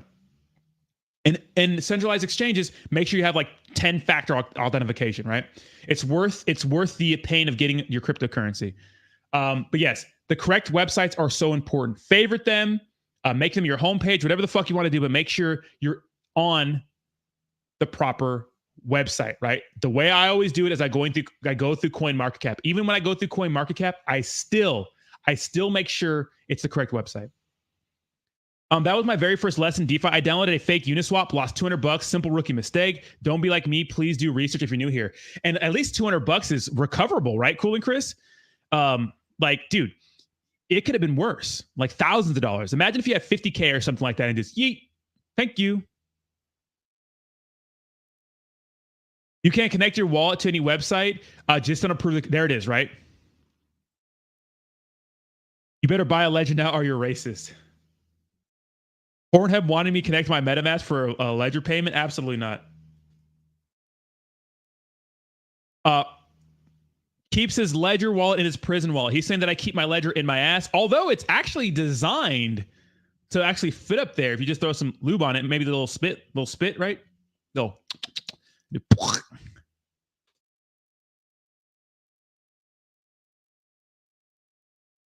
If you use the MetaMask extension, please get a Ledger. Yes, it's a great combination, right? It's a great combination. And get an antivirus. Like, I know antivirus ain't everything, but I have the McAfee antivirus. Just turn the VPN shit off, because if you don't turn the VPN shit off, look at crypto jacking attempts, 0. Look at that. It has crypto jacking built into it. All this little shit is worth it. 11 dangerous pages blocked, 10K plus pages scanned, 0 crypto jacking attempts. So no one wants to come for Big Daddy, thank God. I've been connecting my wallet to ungrateful women for 20 years. Prison wallet. I would love to buy a Ledger, but say Thomas stole all my ETH and failed transactions. Say to Mask, yeah, don't use that bullshit ass app. Until it does better, don't use it. Put a condom on. Y'all nasty as hell. Y'all nasty as hell.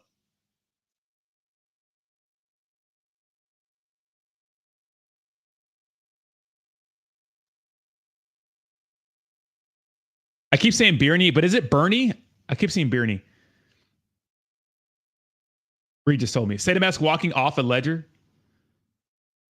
I lost 11K from connecting to the wrong site as a rookie 4 days before my Ledger arrived. Fuck, Jump Daddy. Fuck, I know, bro.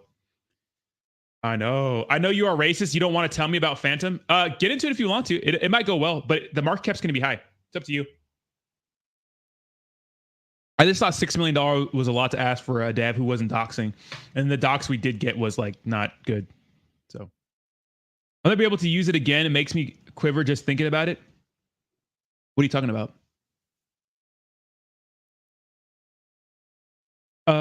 Oh, it's Bernie. Oh, my bad. I've been calling you Bernie forever. Bernie, because usually Bernie spelled Bernie, right? Austin dropping a video shilling Phantom today. Law, what a piece of shit.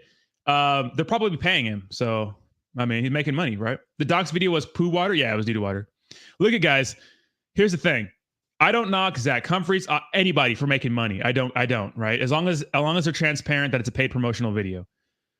I do a lot of paid promotional videos with tokens that I wouldn't buy, but it's marketing, right? They want me to describe their project and talk about it, which I'll do all the time. You need to hold a makers of Ledger for shilling ledgers. Dude, if Ledger wants to hit me up, bro, I've given away a lot. I'm just happy about the technology. It's good technology, right? It's small little USB thing. It's fucking convenient. You could put it in your pocket if you want to fucking travel with it. You know, it's nice. It's easy to keep on you. I like it. Thanks a lot for tuning in, Mike. I appreciate the donation. Have a fantastic drive and be safe, man. And you have a fantastic day as well. Where King at? Thank you so much for the $20 donation, David. God damn. Motherfucker. I think I do believe him when he said he had hundreds of thousands in SataMask. Appreciate you. Rodney, can you unban Jimmy from Degrassi from the stream, please? I don't remember banning anybody, but Phantom, if they rug, I will contact King to hospitalize for sure. Who was the Phantom dev that dogs? I don't fucking know. He was reading from a script. Although scripts are necessary when you want to do public speaking, but thank you again, David. God damn, appreciate you, bro. Childhood friends invited to Sunday din. Wait, what? Yeah, but yeah, make sure you guys are connected to the correct website. Do as much as you can for safety and security. Always number one, right?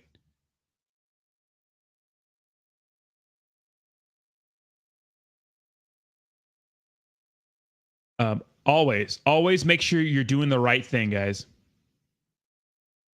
Right? Nobody will be able to legally go after Phantom token in court. How will you do things?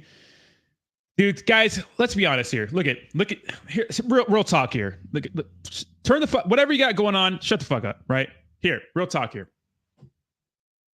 Real talk here. Let's be serious. Like, pull up a fucking chair. Real talk. You motherfuckers, half you little dickheads. Me too. I'm a dickhead too. I'm talking to myself, right? More than half of us little dickheads. We're not investing into this token because it's the fucking future. We're investing it because we want to fucking 10x our money, right? Let's be honest. Be honest with yourself. Be honest with yourself, right? Look in the mirror. Look at me. Even if you're not black and have a big gap tooth, right? Right? If it doesn't look like you floss with a mattress, still look at me, all right? Here's the thing. We know You're not getting into these tokens because they're going to change a DeFi spot. You're getting into them because you want to 10x your money. If you get fucking wrecked in the process, it's your fault. It's a gamble. Just know, all right? Keep that in mind. Some products are better than others. I get it, right? But if you really cared about the DeFi space, you'd be DCAing into some fucking blue chip product. But no, you're going to get into a pre-sale that has no clear roadmap and has some random motherfucker doxing himself because you want to 10x and 100x your money.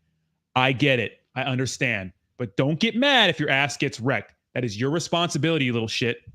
All right, we're done. Yes, daddy. That's the plan. 10x plus. Exactly. Oh, shit. He's a DJ Gap. Honest dog. You can at least brush your hair before. Bitch, my hair. Bro, I literally got. What's wrong with my hair, bro? I need a haircut. I know. What's wrong? Damn, I'm 31. I still have hair. Leave me alone. I like my hair, though. Zoom in again. I appreciate Roddy. Dude actually gives a fuck about us. Well, the thing is, like, guys, let me tell you, I love doing these paid promotional videos. Why? I can make a fucking few grand for talking about a token. I'm going to take the money, but I don't want you guys to get wrecked. Fuck, you know? Look at. That's why I never tell you guys to buy shit unless I really believe in it, right? And if I get wrecked, you get wrecked with me, right? So I got to give a shit about you guys because my brand, my community is worth more than any fucking token. And if they don't want to, you know, work with me or whatever, well, then I don't go on to the next one, motherfucker. But the thing is that people will buy shit if we talk about it on here. They just will, you know? Fighting the, I do not like waves, bro. Hell no. Hell no. That's what I'm saying, Jay Linda. Exactly. Exactly. We are DJ's little weirdos. BTFA fan. What's a BTFA? Up in the hell? True, harder for higher market caps to 10x versus exactly. Yeah, if you're getting into a token and the market cap is a fuck ton already, like you're not gonna X a lot, right? You can't be considered in your ass remains unwrecked, no homo. Bro, put some jelly in that hair. Put some gel in that hair. No, leave my hair alone. My hair is fine. It's up to you guys. Look at if you want to make some quick money, do your thing. I'm not gonna stop you from making money. I'm not getting into it, but that's because I'm being very risk adverse right now. Honestly, the best strategy for me, guys, has been to DCA my income into just fucking projects, blue chip projects. And whenever I get into play like WAGMI, look at, I made like 50K off a Terrarium. I made like 20 or 30K off of WAGMI and some other plays. That's good for like 2-3 months. I'm taking those profits and I'm putting them into some blue chips. That's good. And it's all relative percentage, right? That's a lot of money. So I'm not in a rush to ape into another project. I'm just not. We can see them when they come. And if you're like with the A-team made some money on CVC, right? Or CVT. A-team and the DGens made some money on CVT. Made some money on what else? A fucking bunch of other things. Satanobi, right? Or some other things, right? So you say what you want about my hair, bro. I think I look fucking. That's fine. You could suck. You could suck it. ASMR friend, I've had an afro in high school for a little bit.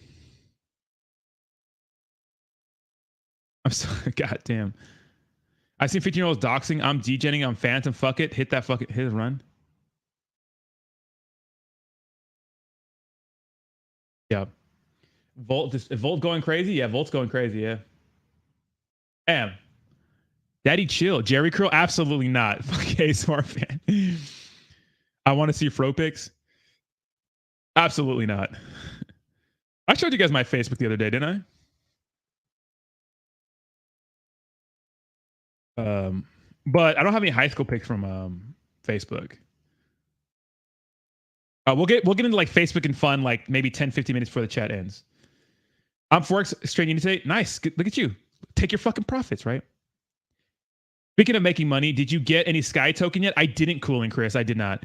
It's not something I know about enough, but everybody's talking about it, so I feel like I missed the boat on that. When something like fucking 10x is like, I'm not, you know. Bring the Jericho back. I'm not getting fucking. The next haircut I'm getting is going to be a little fade.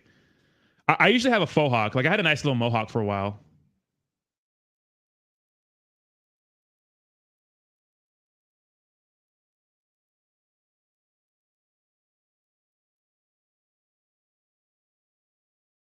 In West Philadelphia, born and raised on the playground, is where I spend most of my days. Chilling out, maxing, relaxing, all cool and all, shooting some b-ball outside of the school when a couple of guys, they were up to no good, started making trouble in my neighborhood. I got one little fight and my mom got scared and said, "You're moving with your auntie and uncle to Bel Air." I actually watched the movie I Am a Legend again last night. I love that movie. It's so bad, but I love it. You think so, Cool and Chris? You ever had braids? I tried getting cornrows growing up. That shit hurts like a motherfucker. I'm tender-headed, bro. Fuck no. Running out to be out Hercules crypto nerd. That's right, man. Dude, I've been killing these gym sessions, bro. Some soul grow. You still have time? Maybe I'll throw like 1,000 into that and just leave it. Check out CVC and CVT on the decks to get the 401 to boost your ROI and your. What the fuck are you talking about? Check out CVC and CVT on the decks. Coin ViewCap and CVT to the decks to get the 401 to boost your return on investment and your. That hairline moving back? Yeah, I'm 31. Fuck yeah, that thing's moving back. But to be fair, my hairline was like, it's always been pretty bad. It's not Stephen A. Smith bad, but. In West Philadelphia, born and raised. All right, I guess we can start Okay, so we'll start bullshitting now. The last 20 minutes of the stream. Usually people won't hang around when I start bullshitting. They want to hear about they want to hear about some dumb shit. They want to hear about crypto, but I'm gonna take some time just to hang out and bullshit with you guys for a little bit. I don't want to use case if I plan to invest, but that's just to make sure it's a smart investment. Take your profits, learn the hard way. Even still, I'm telling you, look it. If you get into something and it pumps, if you make 2x your money, you take your profit, and it ends up doing like I can't fucking speak today. If it ends up doing a 10x, well, at least you made 2x your money, right? So at least you made money. Most times when you're up, it's going to dump again, right? So my hairline is running away from my mouth. Yeah, my hairline is sprinting towards the back of my neck, bro. Let's see.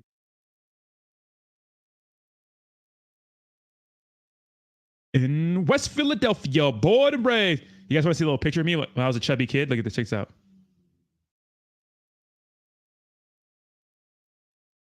This is me. Look at me. Look at little chubby Rodney. This is me. This is my little brother. This is my sister. Little chubby Rodney.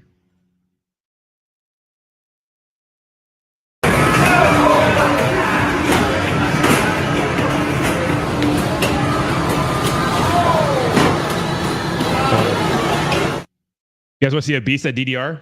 Look at this. I'm a fucking beast. Look at this. Look at this shit. Hold on. First of all, look at the mohawk. Look at the hawk, baby. Look at this shit. Oh, hey, dude, I am so good at Dance Dance Revolution. I'm like stupid good. Like it's actually kind of stupid. I don't play too much anymore. Oh shit. Oh, let's see that again. Hold on. Look at that mohawk, baby. Look at that mohawk. Look how fresh the hawk is, baby. Oh.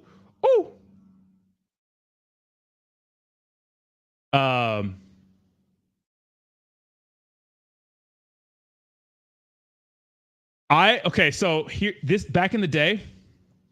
So back in the day, this is not even back in the day, it's a couple years ago. Like literally my go-to, because look if you're dating, okay, we're about to get into some crazy shit the last part of the stream. If you're dating, you literally, as the man, you have to figure out the logistics of dating, right?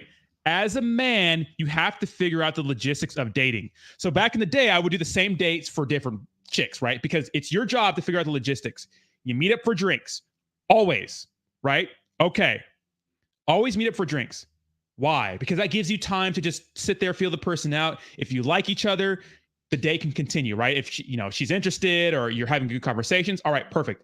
Now, once that happens, then you move to a different spot, like, because you want to be at different spots, right? It gives the idea of more dates in one night, right? It makes people feel comfortable with you, right? Okay, so my go-to spot would be, right? Tell him, Ryan, my go-to spot would be an arcade. I would always play Dance Dance Revolution, even though it's corny. And every time it worked, right? They like it. They like Dance Dance Revolution, right? I can also really dance too. Like if we go out, you know what I mean? Ask Legal Alien. We be hitting that shit, right? It's like, I have no shame. I'm a fucking geek. but you know, it's nice, right? Anyways. Okay, and then of course, if the day goes well, you can get some food. You know, maybe things get a little more serious, and then you know you can end the night with some indoor Olympics. Anyways, okay. But I always play Dance Dance Revolution at the arcade I went to. This is in Portland, right? So, but I really do miss my mohawk. I think it looks fucking fresh. But yeah.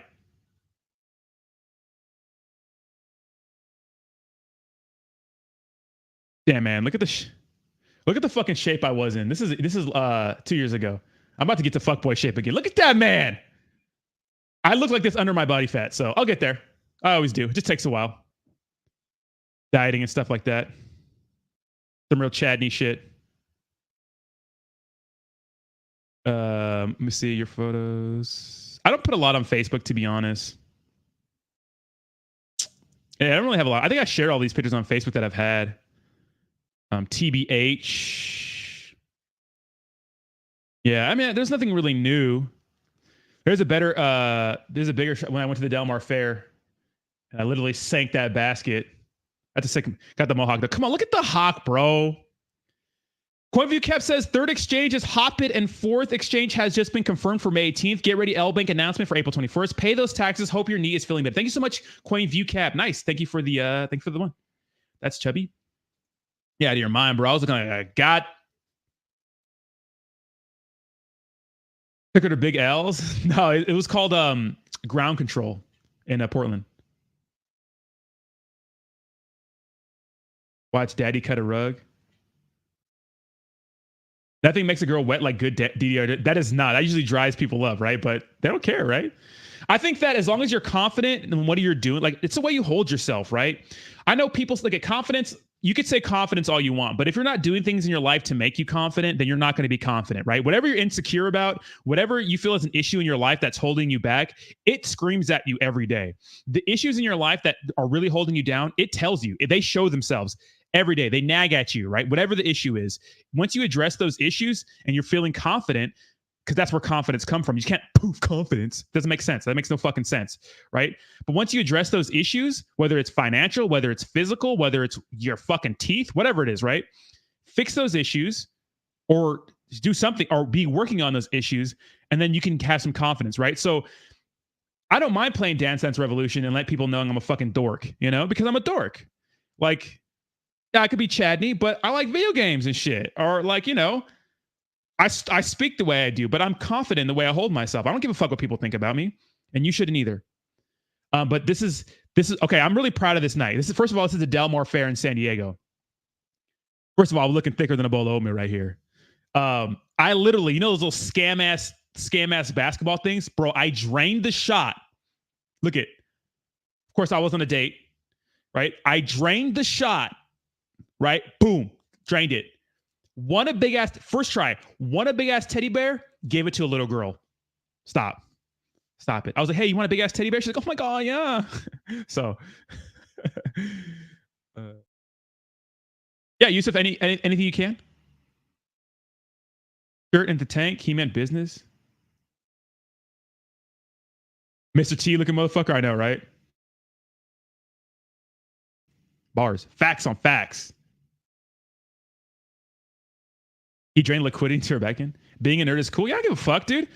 Like, literally, I have all of the Nintendo systems laid out in my place. I don't give a fuck what anybody thinks. Shouldn't be picking up minors. Bro, I did not pick up minors. I gave it to a little girl. I didn't fucking bang. I didn't fucking take a little girl, you fucking weirdo. She was with her mom. I was on a date and gave it to a little girl. I couldn't believe I made that shot. I was like, what the fuck? I said Kobe too, throwing it. I said, Kobe. This is before he passed away. Rest in peace. That's why alcohol doesn't work. You should be fixing what makes you want to drink, not constantly reminding yourself how shitty. Exactly, guys. You can run from your problems, but you cannot run from yourself. You can move cities. You can move relationships. You can do whatever you want, but you cannot run from your problems. And I learned that, man. I learned that the weird way, you know. So, you know, Rodney Kelly, man, fuck y'all. That took a sharp turn. Dude, Cool and Chris, I was not good at GoldenEye, but dude, GoldenEye people were, that's crazy. And it was all, remember back in the day, you were GoldenEye champion on your block because there was no online, right? I was the Mario Kart 64 champion on my block. Right. Yeah, Ryan has some good dating advice. Yeah, Volt is going insane. But yeah, just like be confident in who you are, but understand that image does matter, right? Look, image does matter. You don't think it, guys, it matters. I'm telling you, it matters, right? Doesn't matter what your style is. Wear it confidently. How can you wear it confidently? Well, you have to fix some insecurities with yourself, right? Image matters. Image matters. Image fucking matters, guys. Here's a little band practice photo. Back in the day.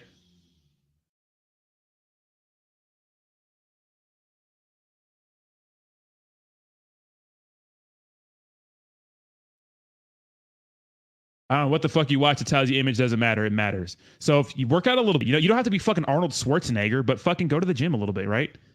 Get in decent shape, or somewhat shape, Image matters, okay?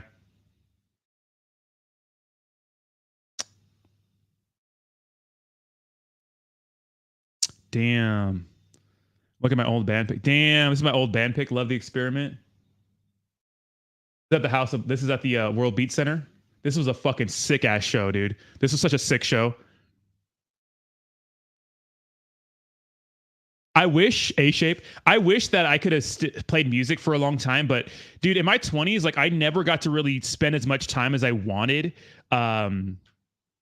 doing the things I wanted to do because I was just working full time, like all the time, like literally all the time. And I was in the National Guard, which fucking sucked. Because all I wanted to do was smoke weed and be in a band, which you can't do that when you're in the National Guard. I mean, you can, but you get in big trouble, right?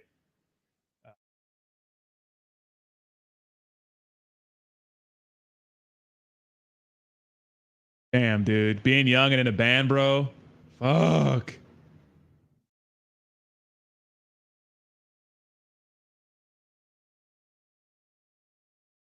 Damn. I miss music, man. I don't even have a drum set anymore. I want one. I have a bass, but I don't play too much anymore.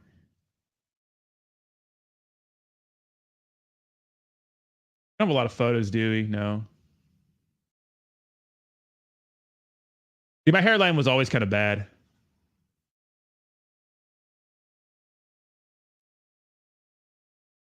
And we're little babies right there. God damn, I feel old, bro. Shit. You guys feel old? Lord have mercy.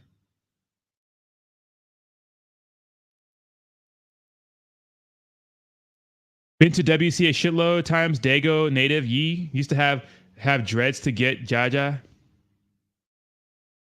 You should do stand up. You're a creative and funny guy. I've thought about that. Actually, I just need to make some jokes. I need to write some jokes. So you have to write, right? Fuck yeah, I remember Star Fox 64. So the cool thing is I have the Switch, and you can play a lot of the retro games on the Switch. Heck yeah, Star Fox 64 slaps, bro. That game was so good, especially the multiplayer. Eat some shrooms in your live stream. You guys want to hear a shroom story? Okay. So when I was 19, I took shrooms for the first time. We took a bus and went to Chili's, which is terrible. Do not take shrooms and go to Chili's. I couldn't even eat my food. I had to go outside. Luckily, back in the day, it was in this spot called it's called Otay Ranch in Chula Vista, and back in the day it was underdeveloped, so there was a lot of like just land and shit you could just go wander in. We left Chili's and went to go wander in some land for a little bit, then kind of just did our thing over there. But just don't take shrooms and go to Chili's. That's kind of dumb shit you do when you're like 19. So that was my experience. I did shrooms. We took the bus to Chili's. We pounded a bunch of orange juice because that helps with the process, right? Caffeine works just as well. And yeah, so that wasn't fun. Yeah, stand up is a lot harder. Exactly. If you're having dating problem, go read How to Be a 3% Man. I am a huge Corey Wayne fan, Lock and Profit. A huge Corey Wayne fan. I've read How to Be a 3%. I had the audiobook. I've listened to the audiobook probably about 50 times. It's a good book. I think there are some parts that are incomplete. That's why you should get your knowledge from everywhere. Dating is not hard. Dating is not hard if you understand how to do it, right? But there's some things you need to work on, right? Like, especially if you're a man, you need to worry about, it's like the cool thing I like about How to Be a 3% Man, and I'm sure Ryan Patrick is familiar with Corey Wayne. I'm a huge Corey Wayne fan. Is that it's easy, especially if you're both attracted to each other, to find someone who's going to be into you. It's just hard to keep yourself into them long term, right? But dating's easy once you get it down.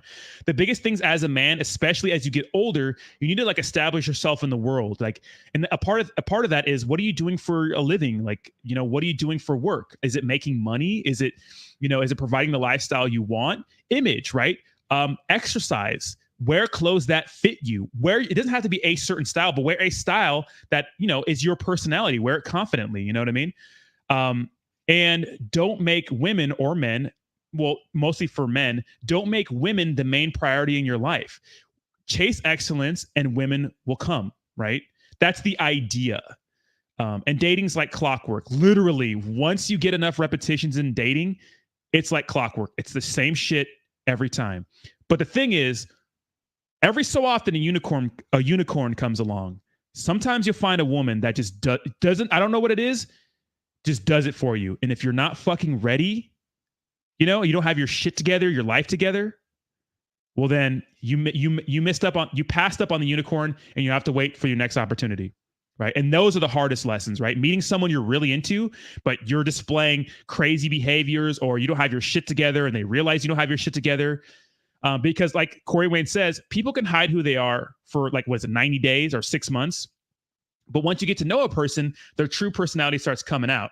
Like, you can be a pickup artist and say you live this like luxurious life and those sorts of things, which is a douchey way to lead any interaction anyways, right? Flexing, showing the fact that you have money. Like, if you lead the interaction with dating and your first thing is, I have all this money, first of all, a lot of women are going to be repulsed by you because it's douchey. Because women like to know you're successful, but like putting it, like flaunting it like that, it's corny. Don't do that.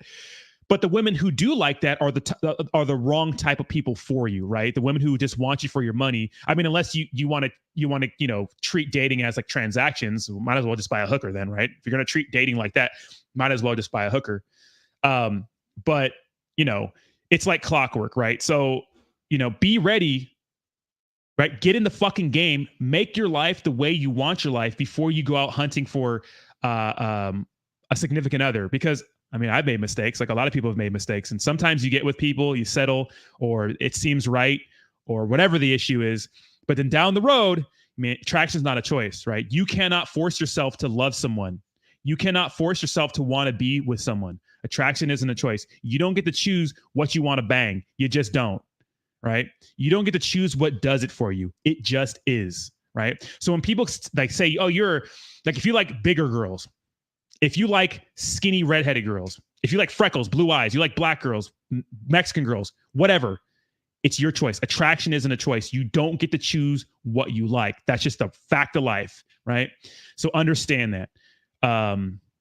Read that book. It's very, very good. I feel like there are some spots that are incomplete and you should supplement it with other people, but it's pretty fucking damn good. And it's probably the best book I've ever read when it comes to exhibiting attractive behaviors when it comes to dating and relationships.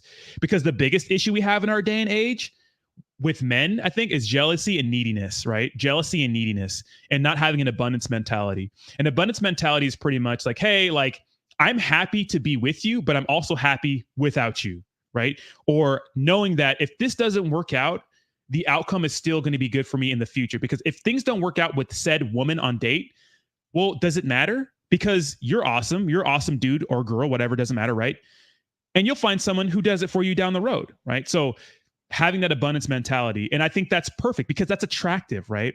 It's attractive to people to know that, hey, this person's in a complete state of peace and everything else is going right in their life. And I'm like, well, if this date doesn't work out, or I don't like this girl down the road, or, whatever happens, like, I have an unattached abundance mentality, like, take it or leave it. And people really like that, right? Because you give people the option to come and go as they please. And if you find someone that you're dating or in a relationship with and they covet you, they're fucking overly needy, they overly text, they don't give you space and time apart to think about them, then you run away from those people. And Ryan Patrick knows all about this, right? I hate dating needy people, bro. I cannot stand dating needy people. Like, In my early 20s, I was kind of needy and possessive, but that's because a lot of us are in fucked up relationships, or a lot of us come from fucked up relationships. So we think the world functions better on that. Don't be that. Like, what is the Thich Nhat Hanh quote that that Corey Wayne always quotes? You must love in such a way that the person you love feels free, right? You must love in such a way that the person you love feels free.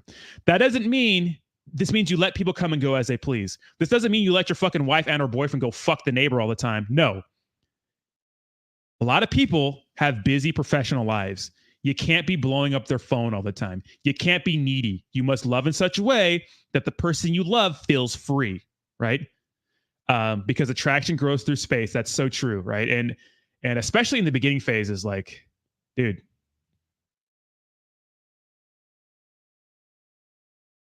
We need to start recording these real live conversations as podcasts. I'm actually very serious about that. It's needed in this space. Dude, let's do it. Read his book 13 times so you can a repetition after you go watch every YouTube video he has. Dude, I've seen them all, bro. Lock and Profit. I had no clue you fuck with that. Yep. CW gets ready for the unicorn. And if you're not ready, you'll blow. I'm 40 and my GF is 29. We've been together for 2 years. Be ready. Yes, exactly. Exactly, Ryan Patrick. You're your number one priority. Dude, we do. Maybe we should just make a stream dedicated to this. We should get everybody in here to talk about this. No, it's a true ass quote, right?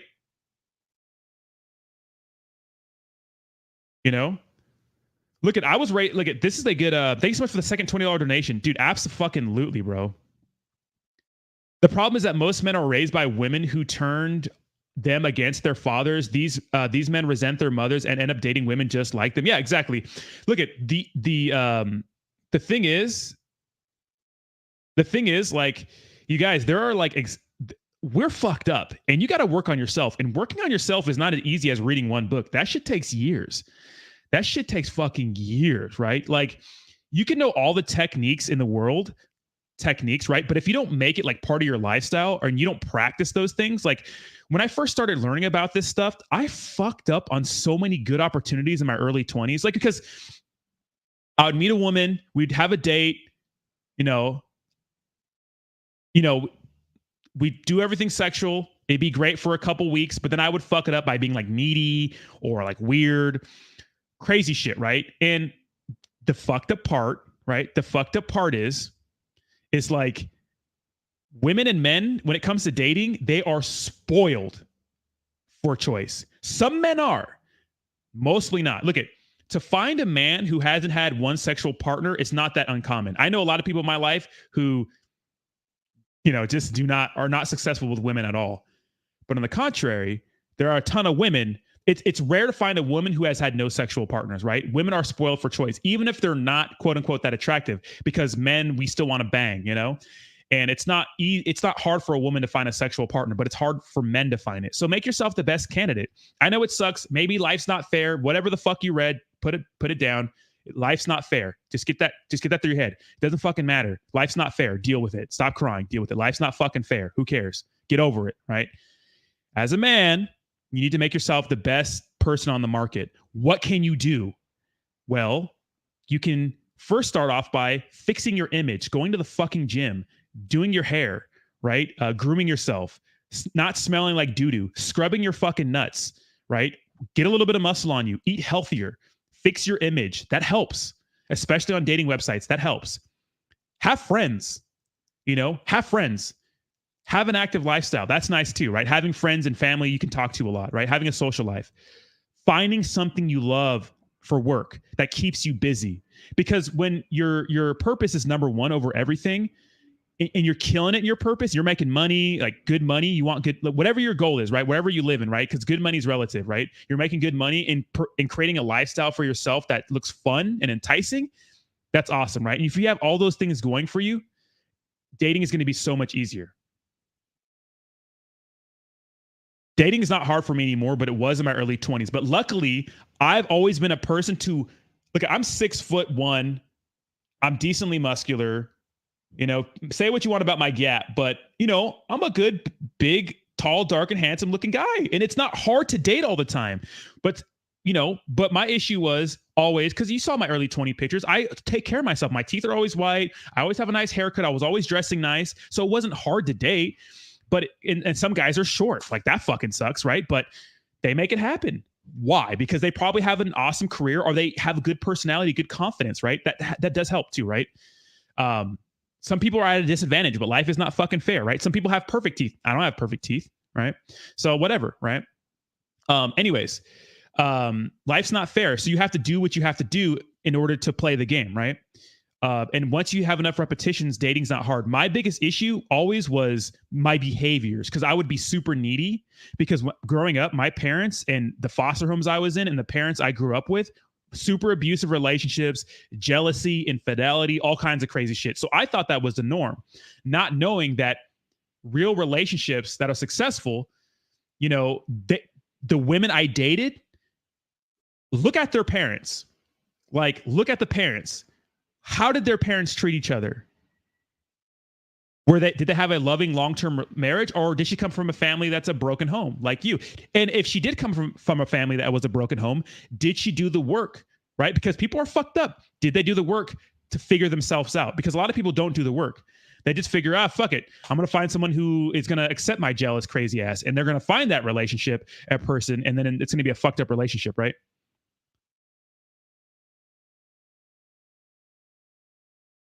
Exactly. Look at exactly.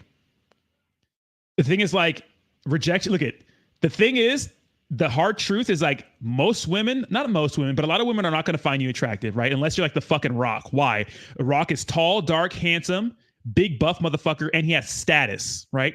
A lot of women are going to find him attractive, but you're not the fucking Rock, right? You're just another peon like me, right? We're all just peons, right? So do the best thing you can, right? Thank you so much, Sebastian. Appreciate you, to become attractive to people. Absolutely, bro. I feel free. My lady feels free. We support each other in every healthy decision. We're happy as fuck together, bro. Or maybe Sancho is just doing a great job, right? Hey, the only thing you could do, like, you can't, like, if your wife or husband is going to cheat on you, they're just going to cheat on you, right? The only thing you could do is look out for telltale signs and dump their fucking asses once you find out, right? Because you never put up with cheating. That is a deal breaker. If your wife or husband cheats on you, get the fuck out of there. Because unless they do the work on themselves, they're not going to, trust me, I know. They're not going to stop cheating. You got to get colder. We got to get colder. It's not about being I guess it could be a little bit about being colder, homie clicks. It could be colder, but at the same time, you don't have to be a dick, you know? You don't have to be a dick. Don't be so needy, right? Colder it could be a good word. Every time I start getting serious in a relationship, I see a girl I like more than the first one. Hey man. Well, Sergeant Bung's Guns, you're what, 6'4", you're fucking shredded. You have a good job, a good income, and you're like fucking young. You're probably spoiled for choice, right?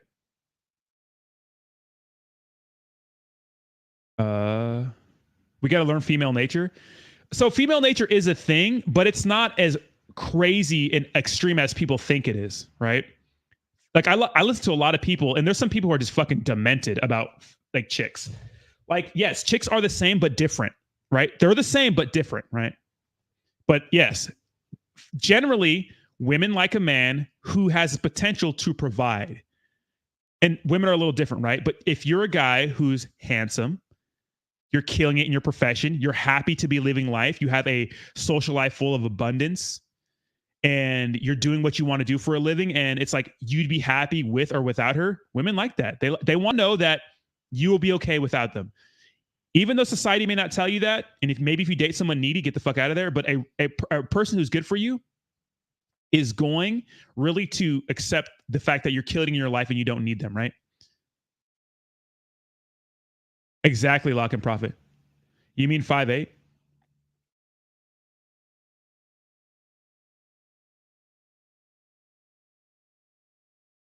Bro, bitches are easy. The hoes come and go, but getting this money is the hard. Well, some people don't think dating's easy. Some people think getting money. I know a lot of guys, like my old roommate was so fucking awkward and the biggest fucking asshole, but he was killing it in his life, but he would get no fucking ass. We lived together for like 2 years or a year. That guy had not one woman came over. Not one woman came over. And he was killing it in his personal life. He gets money. So everything's a little different, right? I know some guys who are terrible in their regular lives, but they get women. They're attractive dudes. But the thing is, like, What's up, Lively Void? Teddy? But the thing is, like, once they get in a serious relationship, the women know, like, oh, this guy ain't shit. He's just hot or has some good dick, you know? Like, good dick and being hot can only get you so far, right? Especially in a long-term relationship. Women want to know you can provide, right? Can you, quote unquote, make it rain? Do you love what you're doing as you don't have to be fucking a billionaire, but can you provide and create a safe and secure environment for her to live in? Because, you know, inherently women have to get pregnant sometimes, and you might have to be pulling in all the work for a little bit, you know? So can you provide, right? Can you hold it down? Now, look it. You can also be the guy that's hot, sexy, got some good dick, and provide. Damn, look at you, the complete package, right? But usually, guys like who are like killing it in all three factors like that don't really want to get tied down, right? That's a cold hard truth. Usually, those guys are not doing that. You're not dark at all. I'm darker than most, right? So that's the issue, right? So, you know, we'll go back to Volt. Yeah, Volt's going crazy. WAGMI's pumping too. Exactly, there it is, right? If you feel a girl is going to cheat on you, find that's hotter. It always works. She'll be jealous of you. Unless your sex game is weak or it's just toxic as relationship. Yeah, I mean, some people are just toxic. Like, look I've met so many girls who are like very attractive and like they're just shitty personalities, right? That's okay. You're here for a good time, not a long time. All right, cool. And Chris, if you want to set it up, bro, let's promote it. If you want it to be like your channel or something, I'm fucking in.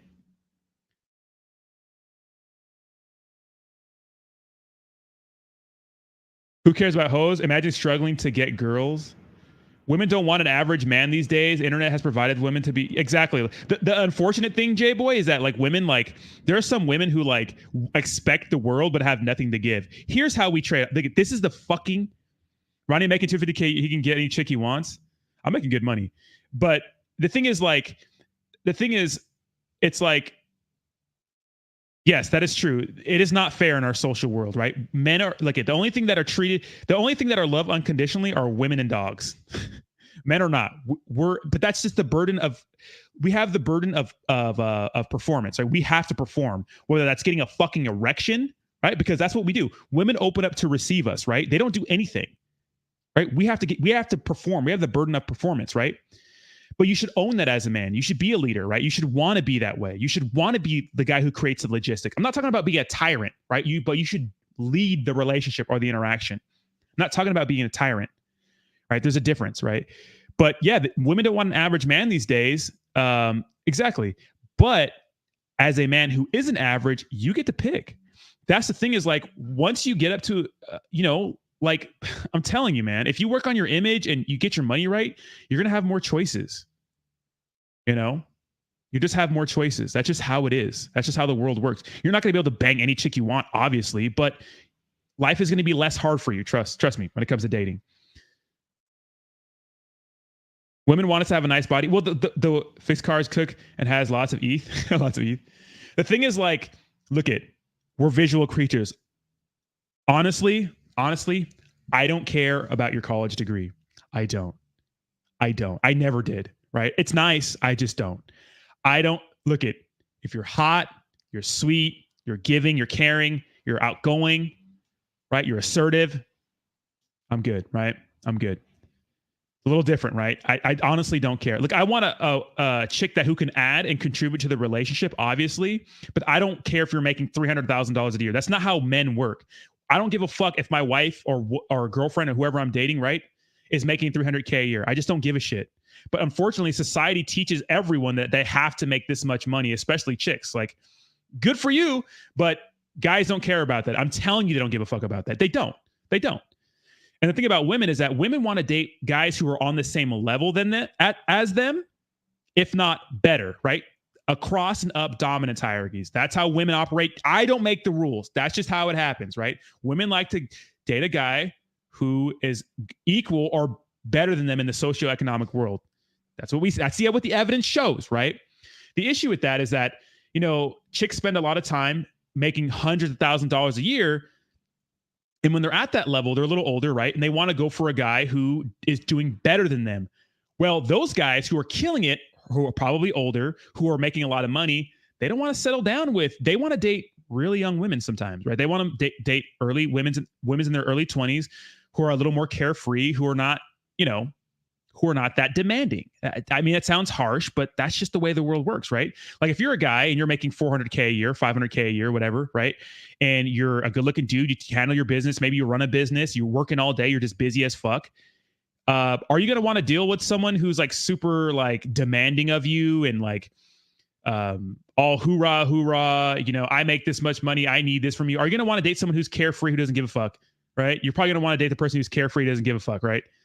Unfortunately, it's not fair, guys. It's never fair, but that's just the way things are, right? So keep that in mind. I mean, you can agree with me or not. I don't care, but yeah.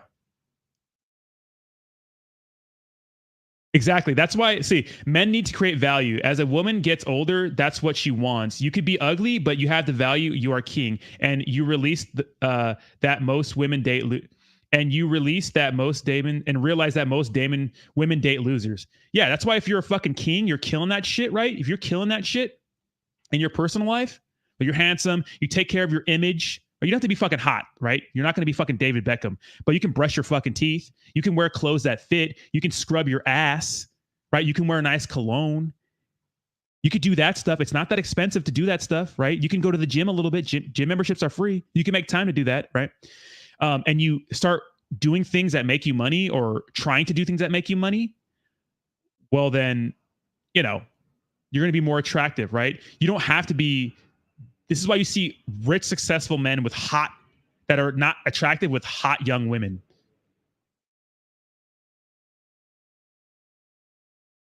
What's good dick? You'll know. I've only loved one girl in my life, and our relationship ended because I didn't want to have to baby at 18. Yeah, fuck that shit. What does good dick mean? That means you're fucking laying it down in the sack. That's what good dick means. It means you're giving her something to remember. How to find out if you're good dick? My wife calls me a dick all the time. Does that mean I'm a good dick? No, that means that you can fucking lay it down in bed. Sup, Rodney Sheepa? The fuck is Sheepa? Let's go to that real quick.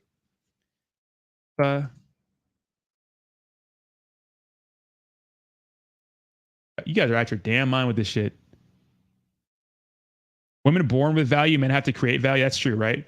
Look at, if you're a young guy, it doesn't even matter. I don't like Fresh and Fit. Those guys are fucking whack. Those guys are whack. Fresh and Fit is a bunch of fucking, those guys are so corny, fucking dorks.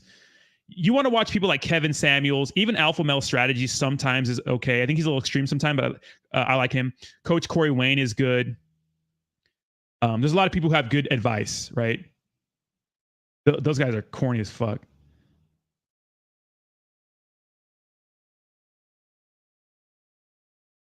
Stay-at-home mom, 4 kids from 2 different daddies, job hunting. Please no drama. Don't mess with me with, hey, sexy, hey there, must be over 6 feet tall and have a job. Yeah, I mean, they want, look at, it doesn't matter. You can be delusional. Look at, you can ignore reality, but you can't ignore the consequences of reality. So if you have all that baggage and you're expecting a man who's like fucking looking like The Rock and makes a bunch of money, drives a fucking nice car, has a huge wiener, has abs, all year round, and you're like a bag of dicks, like, sorry, you're not going to get that kind of guy. But the same is true. If you're a dusty ass dude who doesn't care about his purpose, who doesn't care about his image, who still lives at home or has a roommate, which having a roommate's not bad, especially in an expensive place, and you're like 35 or 40, you can't expect a hot ass chick. It's just like, stop being fucking, you can't be, you got to be realistic, right? What you're getting right now is what you can get. If you want to get more, do more, right? Yeah, this thing is going crazy. I like dating confident women because insecurities lead to toxicity and controlling atmosphere in relationship. What are you doing every 5 minutes and when and where? I hate that shit. I cannot stand that. I can't, like, dude, you got to let people be free. If people like you, if a woman likes you, you'll know she likes you. Being controlling is not going to be good for you in the long run.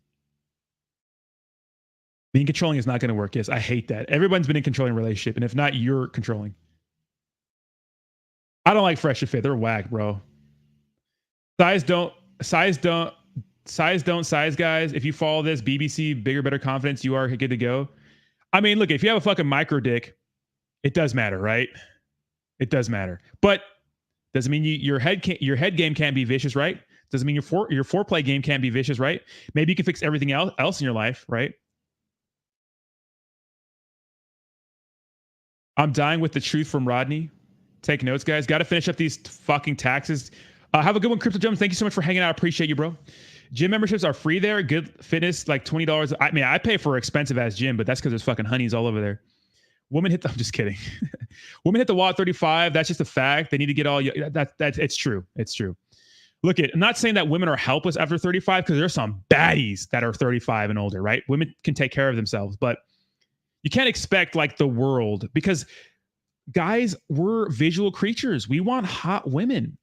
It doesn't matter what kind of guy you are. You want a hot woman, right? Can you get a hot woman? Maybe, maybe not.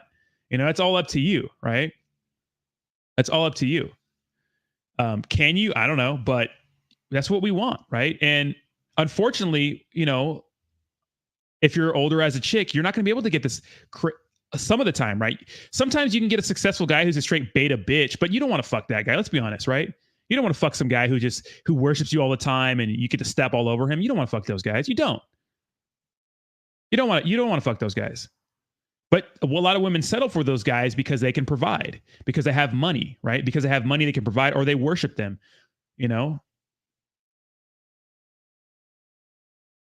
Thank you so much for that. God damn, Dave. Is that $100 today? God damn. Thank you so much. That's a huge green candle, right? We're going a little long today, but I'm fucking feeling it right now. The cool thing about guys, like, check this out. Women are hottest, like, 18 through, 25, usually, right? That's when they're in their sexual fucking banging ass peak. Men, we have the secret weapon. Why? I mean, we have the secret weapon because we're usually just finding ourselves in our 20s, right? That's just what we are. We're finding ourselves. We're learning about life in our 20s. But once you get older and you start doing things, you stay good looking. You stay in shape. You don't let yourself go. You don't. You try to continue making good money, all that good stuff. Down the road, you're going to be able to date those hot women because those young chicks like guys who are killing it, because guys their age just don't know what the fuck's going on. They just don't. By that time you're 35, you've had your fair share of one night stands or hookups. You know how to fuck. You know what you're doing. You know all that stuff, right? Boom, that's already handled. You got your own place. You got a nice car. You got everything going for you. Everything's nice, right? You don't have a bunch of fucking roommates who are just chugging beers and making your house fucking dirty. Like, men age like fine wine because of that. Because women are attracted to status, value, socioeconomic things. And men are attracted to physical things. So that's the thing we have going for us. You have to understand that as you get older, as a man, you're winning. Especially if you're handling your shit, fix your fucking credit. My credit this year just became perfect. Finally, after fucking literally 7 years of unfucking what I did in my 20s, I have pretty much perfect credit right now. It's not the high, it's mid sevens, right? That's a good score. I don't have to be 800, but I have good ass credit, right? I can get approved for anything. Fix your income. You don't have to be making fucking $300,000 a year, but make fucking $70,000 a year, $80,000 a year. If your job that only pays you $50,000, go fucking deliver food for DoorDash until you find a better job.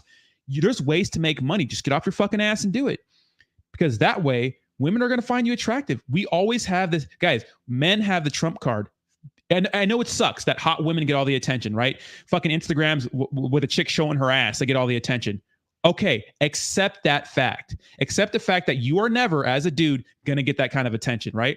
Accept the fact that when you make a fucking Tinder account, right, you're not going to... Have you seen... I've dated women before who show me their Tinder accounts. It's fucking bananas. These women have hundreds of matches and they're spoiled for choice. That's never going to be you as a man. If you're a really attractive dude and stuff like that, then you might have that same level, right? But for the most part, most men, you're not going to have that same kind of success. But you can still do things in your life that better your chances of scoring in those sorts of things, right? Thank you so much, Kushama. Appreciate you. If you are still holding Saitama, you are going to get ugly chicks. Agreed. I had more fun and was happier with average chicks instead of the Instagram model type girls. The difference between men and women, as a man, I know I can get a JLo unless I can't get a JLo unless I put in the work. A woman thinks they can have any man regardless of who they are. That some women are pretty delusional. This is not the He-Man woman hater stream because that's not how it is. But some and men are delusional too.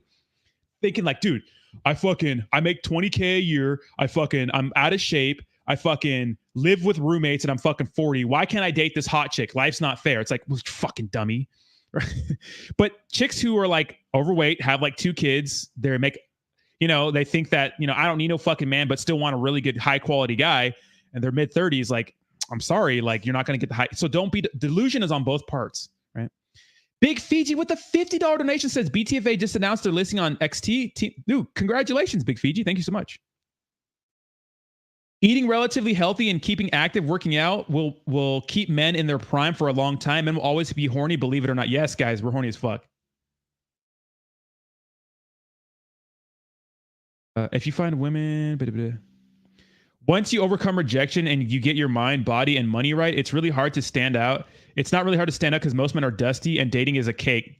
You try less. I'm telling, especially with dating apps, guys, that shit is butter. Look at, if you just get those things right or be working on those things, it's easy, guys. It's not hard. It's not hard. And then you're spoiled for choice relative to what a dude can do, right? You're spoiled for choice. You're never like hung up on one chick because this is the last chick you're ever going to get, right? And that's where the neediness comes from. Like a lot of guys get one chick and then they know like, oh, this is the only ass I've gotten for like a month. And like, I have to hold on to this. So you become needy and jealous. It's like you can fake an abundance mentality and it'll work, right? But it's hard. It's easier to not fake it, right? To really have an abundance mentality. Because if you're a guy dating and you have like 3 or 4 girls or maybe more sometimes, I don't know how anybody has any time to date multiple women, like more than like a couple or a few, right? Because if you're busy, dude, it's just going to be hell, right? If you have that going for you, then you're not going to be worried about when fucking Susan doesn't reply to your text or Susan, doesn't, put out or whatever, right? You're not going to be worried about that stuff. Why? Because you have other women you're going to be able to hang out with and call, right? And so that's life. So the more options you have, the better you are, the more you don't have to fake it, right? But when you're starting off, fake it till you make it. Act like you have abundance mentality, right? And you'll be surprised when what happens. Like a lot of you guys who are needy and are dating and have been needy your entire life, like over texting and like texting people, like the ratio is like 3-to-1. Guys, like Corey Wayne says, dating is like tennis. You hit the ball over the net. You wait for that ball to come back to you, right? You wait. It's like a game of ping pong. You got to wait. If you send someone a text, they got your fucking text message, right? Wait. If they don't reply, that means you're not a high priority. Okay. If they don't reply, that means you're not a high priority, right? Okay. Wait. Do not double text them. That's fucking needy. Don't do that. Stop doing that shit. That's needy. When they reply and you've waited, you're already setting yourself apart because a lot of guys won't do that. Like women are so, like I said, if you're dating a chick and she's hot, especially on Tinder or Bumble or Hinge or whatever, she's getting a ton of messages a day. She doesn't have time to answer your text message in a timely manner. She just doesn't sometimes, right? Because she's spoiled for choice. Wait. When she goes to that thread and sees, oh, this guy waited, she replies to you. You take your time getting back, right? You get back when you're free. You're already standing out, right? Because you're not bombarding her. The way guys talk themselves out of fucking ass, always. Guys always talk women out of sleeping with them. Always fucking do. Because they're fucking needy, bro. Guys do that so much. Like, just have some patience. It's a long game, baby. What are you in a rush for? You're a fucking awesome dude. Don't be in a rush. Yes, men gain value by doing the work. Yes, 100%, J-Boy. Yeah, Tinder's kind of whack. Hinge and Bumble is where it's at. Plenty of fish, plenty of whales.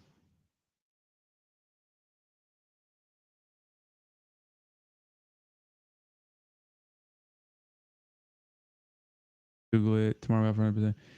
Ready, Sherry? If you want to fucking chill, you better donate. The mistake dudes make is telling females I'm single and not seeing anyone. That's right. There will be a disadvantage to saying you see a couple chicks here and there. What I would say to that, I never want to say like, because it can come off as bragging. If I'm on a date and a woman asks me like, so are you seeing anybody else? I wouldn't say I'm seeing a few women. I mean, that could be true, right? But you also don't say, no, I'm not seeing anybody else. No. Say, gentlemen don't kiss and tell. I would just say that. But hey, gentlemen, don't kiss and tell. You're just gonna have to find that out. You know. It's funny. It's a joke, right? And if she's too serious, if she's like, I don't want to date you, you're seeing somebody else, man, well then fuck her. She has fucking issues. If she's gonna be like, fucking, I don't want to fucking, I fucking don't like you, you know, fuck that chick. Get the fuck out of there. I don't care how nice her ass is, dude. If she has an attitude like that, get the fuck out of here. Some of you guys are booty blind, right? You see a nice pair of boobs, get the fuck ready. I don't care about your damn token, dude. I mean, I do care, but you know what I mean? Look, if you're on a date and this chick is hot as fuck and she has a terrible attitude or she's not into you, dude, fuck that shit. Check, please. Check, please. Nah, I think some of the guys are vibing off this conversation, right? If you're out with a chick and she has a terrible attitude or she's just not interested in you or something like that, like, like she's just like, oh, like, cause some chicks you get some chicks like you really have to drag to get out on a date. And if you're on a date with a chick like that and she's like super hot or whatever, and you're having a conversation and she's not asking you any questions about you, or she just seems disinterested, that's why you always start off with drinks. Always something low risk, right? Hey, how about we meet up for drinks on so-and-so day, right? Or so-and-so day at this bar. You meet up for drinks. And I always say first round's on me, right? First round's on me. That means you got the next round. Even though I might pay for the next round, I want to see if she's a giver, right? I want to see if she's a giver. So I say, hey, let's meet at so-and-so bar, 7 p.m. Thursday. Okay, fine, perfect. All right. We get there. Hey, first round's on me. What are you drinking? She better be on time too, or at least close to it. Or if she's not on time, I say, here's the late tax. Looks like you're getting the first round. See if she does it. Most of the time she'll buy you a drink, right? Oh, you were late. Looks like you got to get the first round, right? Because that'll show that she has to respect your time. Unfortunately, a lot of hot chicks get away with a lot of shit because guys are fucking simps, right? So if she shows up on a date and she's late, fuck that. First round's on you because I got here. I'm punctual, right? I'm not with that fashionably late shit. If I'm supposed to be somewhere at 8, I'm there at 8, and you better fucking believe you're at 8. You're at 8. If you're not, you're buying the first round. Okay. If not, we're there on time. Hey, first round's on me. Then we start chatting. Women who like you, they're gonna fucking yap their mouths. Doesn't matter if she's quiet. Doesn't matter if she's sometimes chicks are awkward, but usually chicks are gonna blab their fucking mouth because chicks like to talk, right? They just do. They do, right? And that's us, right? Women who like you will ask about you and they'll be yapping the whole time on a date, right? They're like, oh, what do you do? And you tell them a little bit, and then ask her more about her life. She'll start blabbing for a little while. Then she'll ask you some questions. A law of reciprocity, right? She has to reciprocate the interest.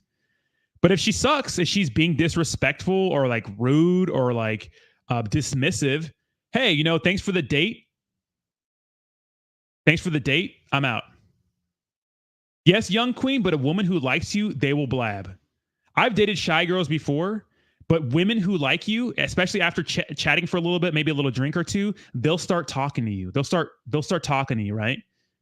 If she's shy, well then that's kind of boring, right? That's kind of boring. But your job as a man is to open her up. Ask her things.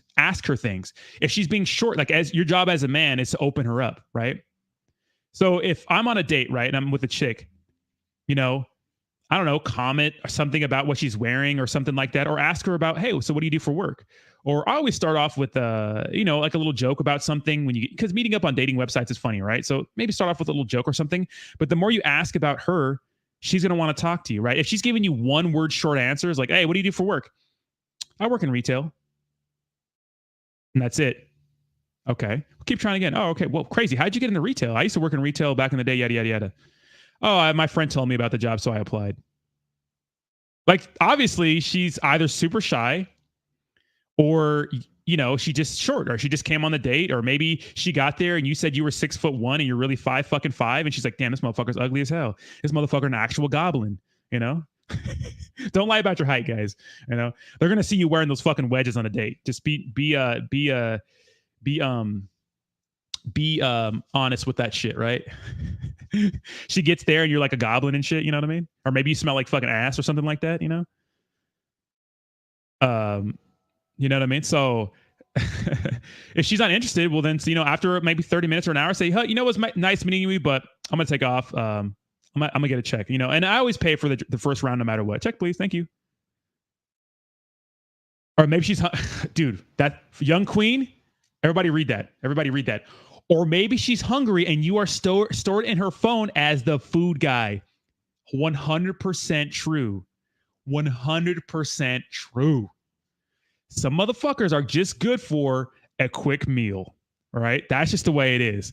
Some guys are obliged to take women out to a 5-star restaurant because they got money on a first date. You are out of your damn mind if you think I'm taking anyone to a 5-star restaurant on a first date. You're out of your damn mind. No. We start with drinks. And then we move into something better if things go well, right?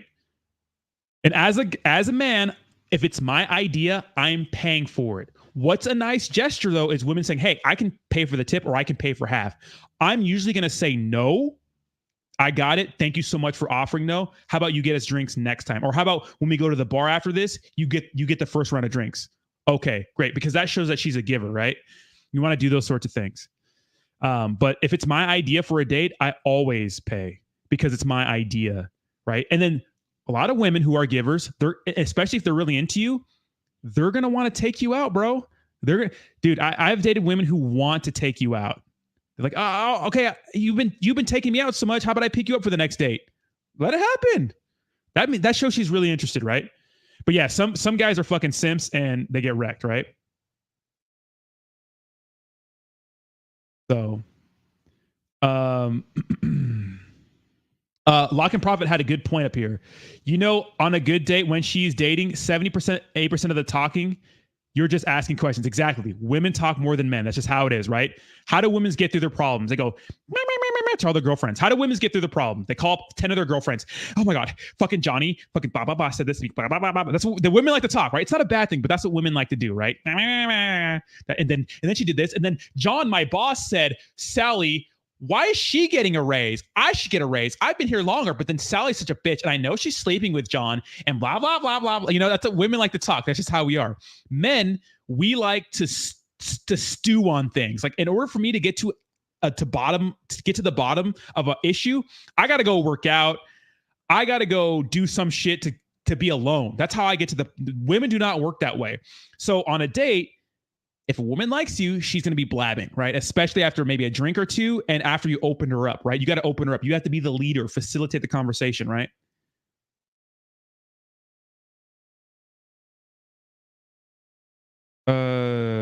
Women have a man for everything. They got the guy who fix it, got guy, food guy, combo guy, and pipe guy. Exactly, right? They got a guy who could dig them out.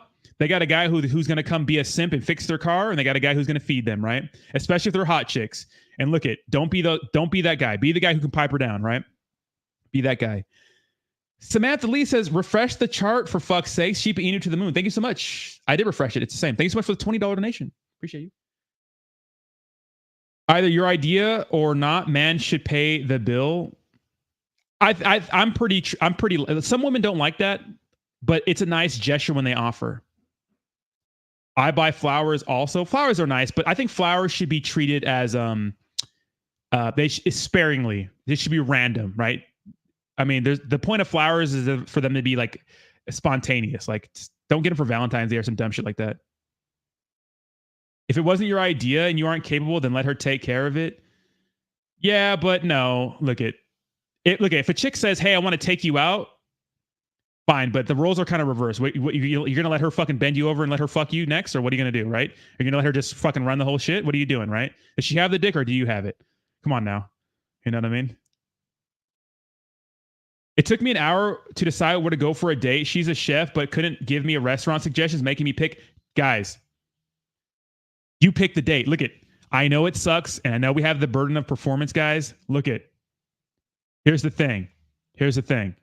Your job as a man is to be the mastermind. And if you're dating a lot of women, then you're gonna have to go to the same fucking spot sometimes, right? The waiter's gonna look at you funny. Fuck it. They don't care. Whatever, right? Here's the thing. You're in charge of the logistics. 9 times out of 10, women just want to show up and look hot. That's what they want to do. Girls just, you know that song by Cyndi Lauper? Girls just want to have fun. It's fucking true. They do. Girls just want to have fun, bro. Stop being so serious. Stop being a weirdo. Set up the logistics, right?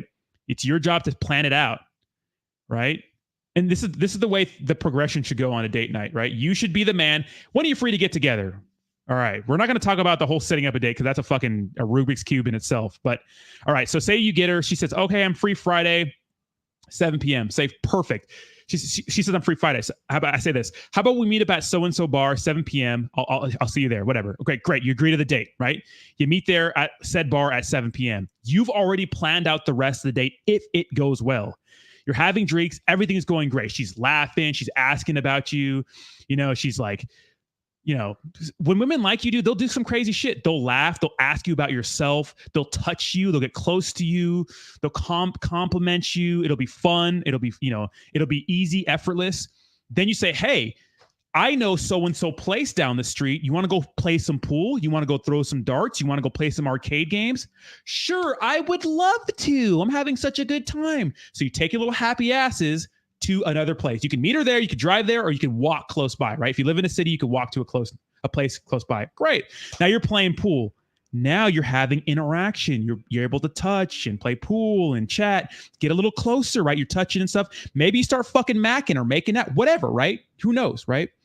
And then, you know, if that goes well, hey, the night's probably already getting late. You want to go grab some food?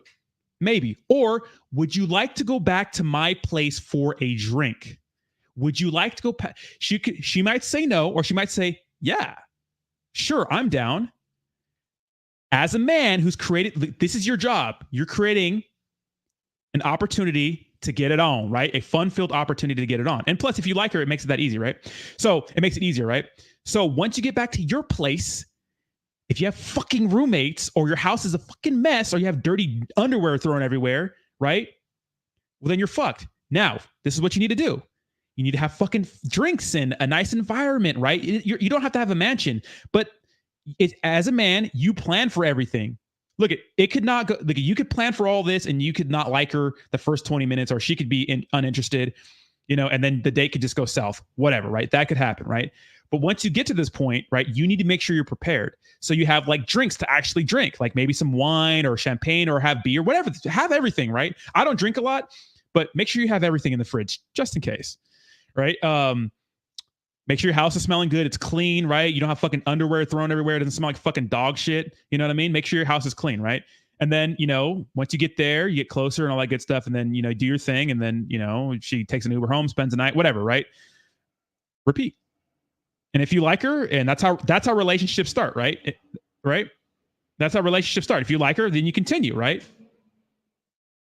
The funnier and confident he is, the better. Exactly, right? And the wife is there, right? No, you should not buy flowers on the first date. That is dumb as shit. Do not buy flowers on the first date, you fucking weirdo. Do not do that's some weird ass creepy shit. Tyrone and Chet. Exactly. And you don't buy flowers on the first date. You buy flowers for a girlfriend or a wife spontaneously. That's it. And keep talking to girls the same restaurant. The waiter put my brother on the spot and told his date, hey, you back so soon? Man, fuck that waiter, dude. He ain't getting no tip. I literally would not give him any tip.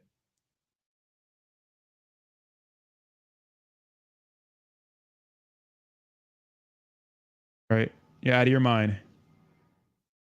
Be a man, G. Yeah, you're fucking crazy. Dude, I'm telling you, like, especially like a girl with options, if you bring her flowers on the first date, she's like, this motherfucker is crazy. You have to understand, the guys, that as a man, you are bigger and stronger than this woman. And 9 times out of 10, she probably binge watches like murder documentaries. So she's probably already scared of your ass already. So your job is to make a woman feel safe and comfortable, right? Women are not going to bang you unless they feel safe and comfortable. They're just not, right? You're not going to take a woman back to your house if she thinks you're fucking Ted Bundy, right? If you show up on a date, you're fucking quiet, awkward, she's not having fun, and you say, hey, you want to go back to my place? Absolutely fucking not. She's not trying to end up on the fucking 6 a.m. news thrown in a ditch somewhere. It's just not going to happen, right?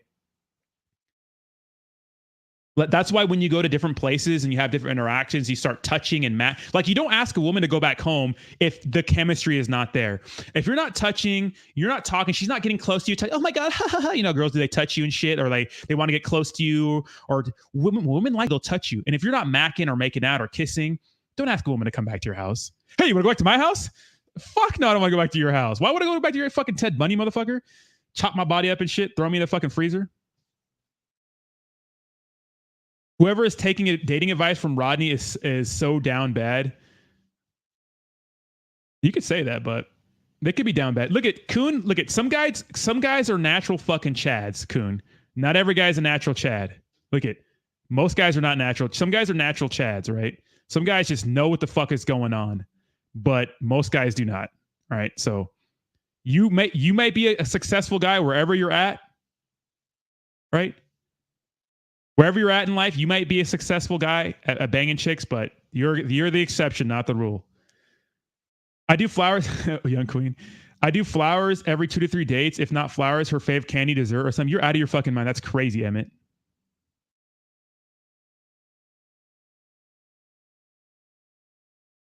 Biggest turnoff to women spraying on insecure for men. I know it's hard to believe, but yeah, there are still some products like plastic that are keeping their hunger to earn profits. I hope so. Actually, I brought someone back to the house with the chemistry was not there. Worst choice ever. We did the business. I said one wrong thing and she tried to make me sleep on my couch. Wait, what? Hey, sometimes it works out, right?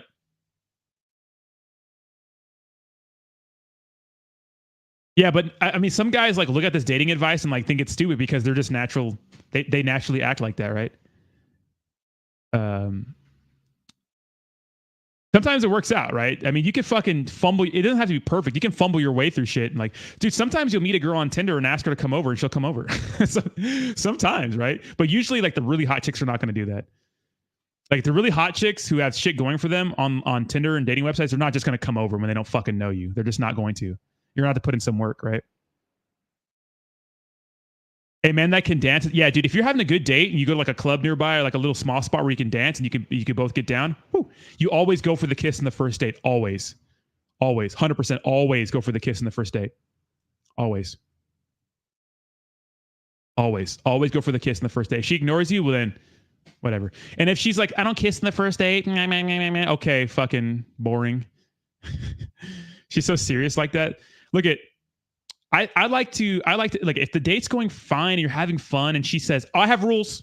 I don't kiss in the first date. Well then is that a kind of woman you want to be with long term? No. You know? Why would you want to do that? You want a chick to go with the flow, right? If you're having fun and everything seems right, but she has these rules. Like I want a chick who's gonna like follow her like her her natural vibe. Like if a chick wants to kiss me, but she's not kissing me because of some dumbass arbitrary rule, then fuck that. Right? A man who could dance is a win-win, yeah. My florist is a grocery store? Dude, do not. Like the damn stream. Fuck, if you bring flowers on the first day, just bring the ring too. Yeah, you fucking weirdo, right? Just propose to her, you little weirdo. She's gonna walk away anyways. Unless she's fucking crazy. You're a man, act like a man. Jesus, you worms have some confidence. Nothing is worse than insecure beta male. Yeah, but that's the thing we talked about confidence is that like if you don't have the things that are supposed to be making you confident in life, you just can't fake confidence. You just can't be like, poof, I'm confident. Right? You have to have something to be confident about. You know? You have to have something to be confident about. So if you're insecure about your weight or your image or your income, well, you have to improve those things. Appreciate that, Bree. Make sure you put a 40 on the nightstand.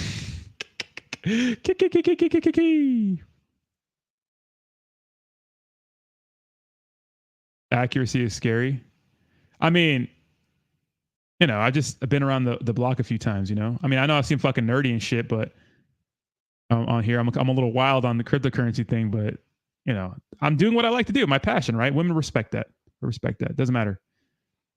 Jeter's like bringing on the first date. Daddy chill. Jeter's like do not bring flowers on the first date, dude. You're gonna end up in a trunk.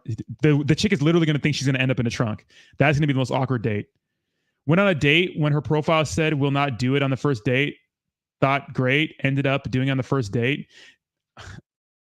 Women make rules for the lame ass dudes. Those same women saying that same thing will probably bang the alpha Chad at a random party because he's just a giga Chad, right?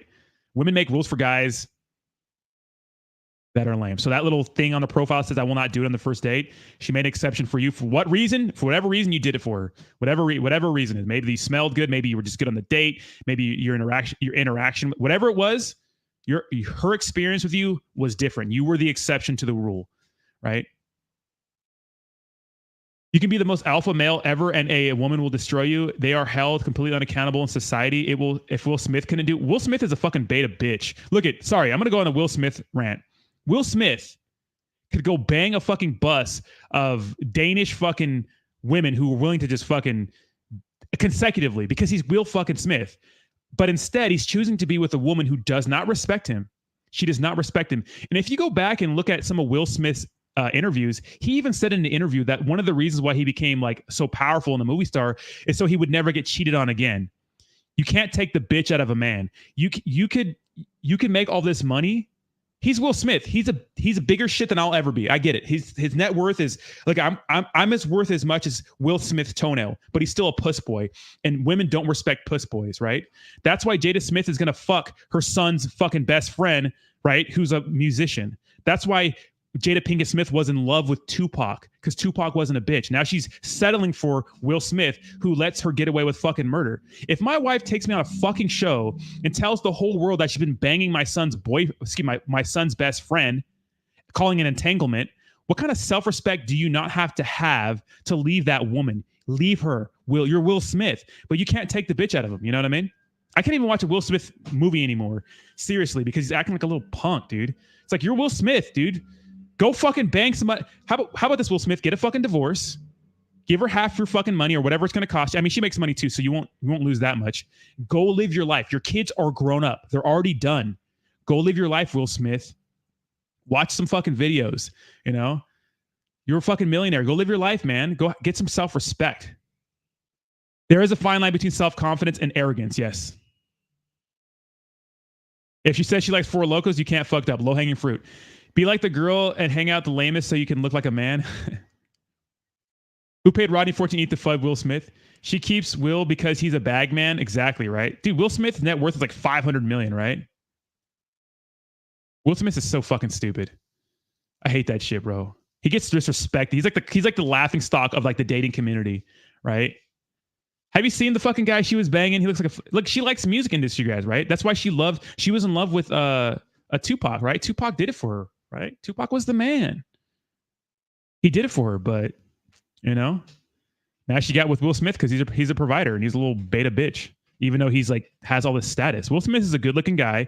He's rich. He just is a pussy. So I don't know. What are the manly stuff that fascinates women on the first date? It's not manly stuff. It's like, you know, showing up and have fun, right? Your job as a dude is just to handle the logistics and have fun. Don't be so fucking serious. Don't ask her about past relationships. Don't fucking sit there and drill her on who she's dated or like have fun, relax, have a beer, man. Just joke, ask her about her life, laugh a little bit, you know, stop being so, guys are so serious. You know, you're not looking for a wife on the first date, even though in the back of your head, you might be looking for someone long-term. Don't give off that perception because look at all serious relationships start off casual. So when people say I'm looking for something serious, well, they're fucking stupid. And you have to understand that everything starts off casual. Everything starts as just dating and not serious or just fucking or hooking up, whatever, right? Things start off casual, then get serious. So don't be so quote unquote serious when everything starts off casual. So it's like, women do like fascinating men, right? They do like interesting guys. Just make sure you're doing what you love for work or at least working towards it, right? If you're working at a shitty job you hate, just make sure you're working toward like, hey, I'm going to school at night to get into whatever. I'm working this job, but yeah, I'm going to school late at night to yada, yada, yada. You know what I mean? Try to have your own place. And if you don't have your own place, if you're a younger guy, try to be working towards that. It's hard, especially in California, but you want to try to get, you know, your own living situation and be independent, you know, have a good fun life, you know, make it need like, you know what I mean? Make it show that you don't need her. That you're not going to make her mommy. Not that you don't need her, but you're not going to make her mommy. You don't want to do that. First time I met my girl, we hit it off and started to make out. She couldn't keep her hands off me. Then I told her kids were not home and wanted me to take her home. I walked away and told her to call me. Wait, first time I met a girl. Oh, she said her kids are not home. Why? You should have hit it, bro, at least. Will Smith is a victim of psychological abuse. He'll wake up one day.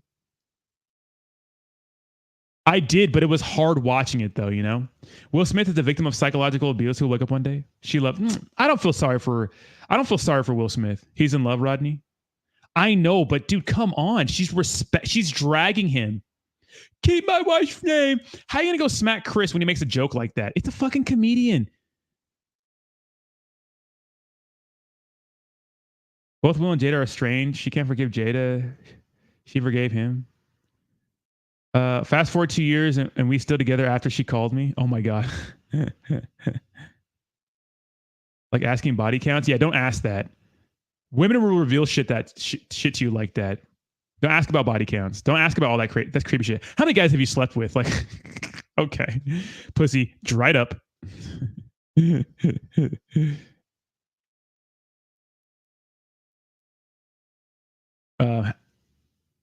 Happily married with 2 kids. And if she asks you your body count, just say gentlemen don't kiss and tell. Just say that. She asks you about how many people you're dating.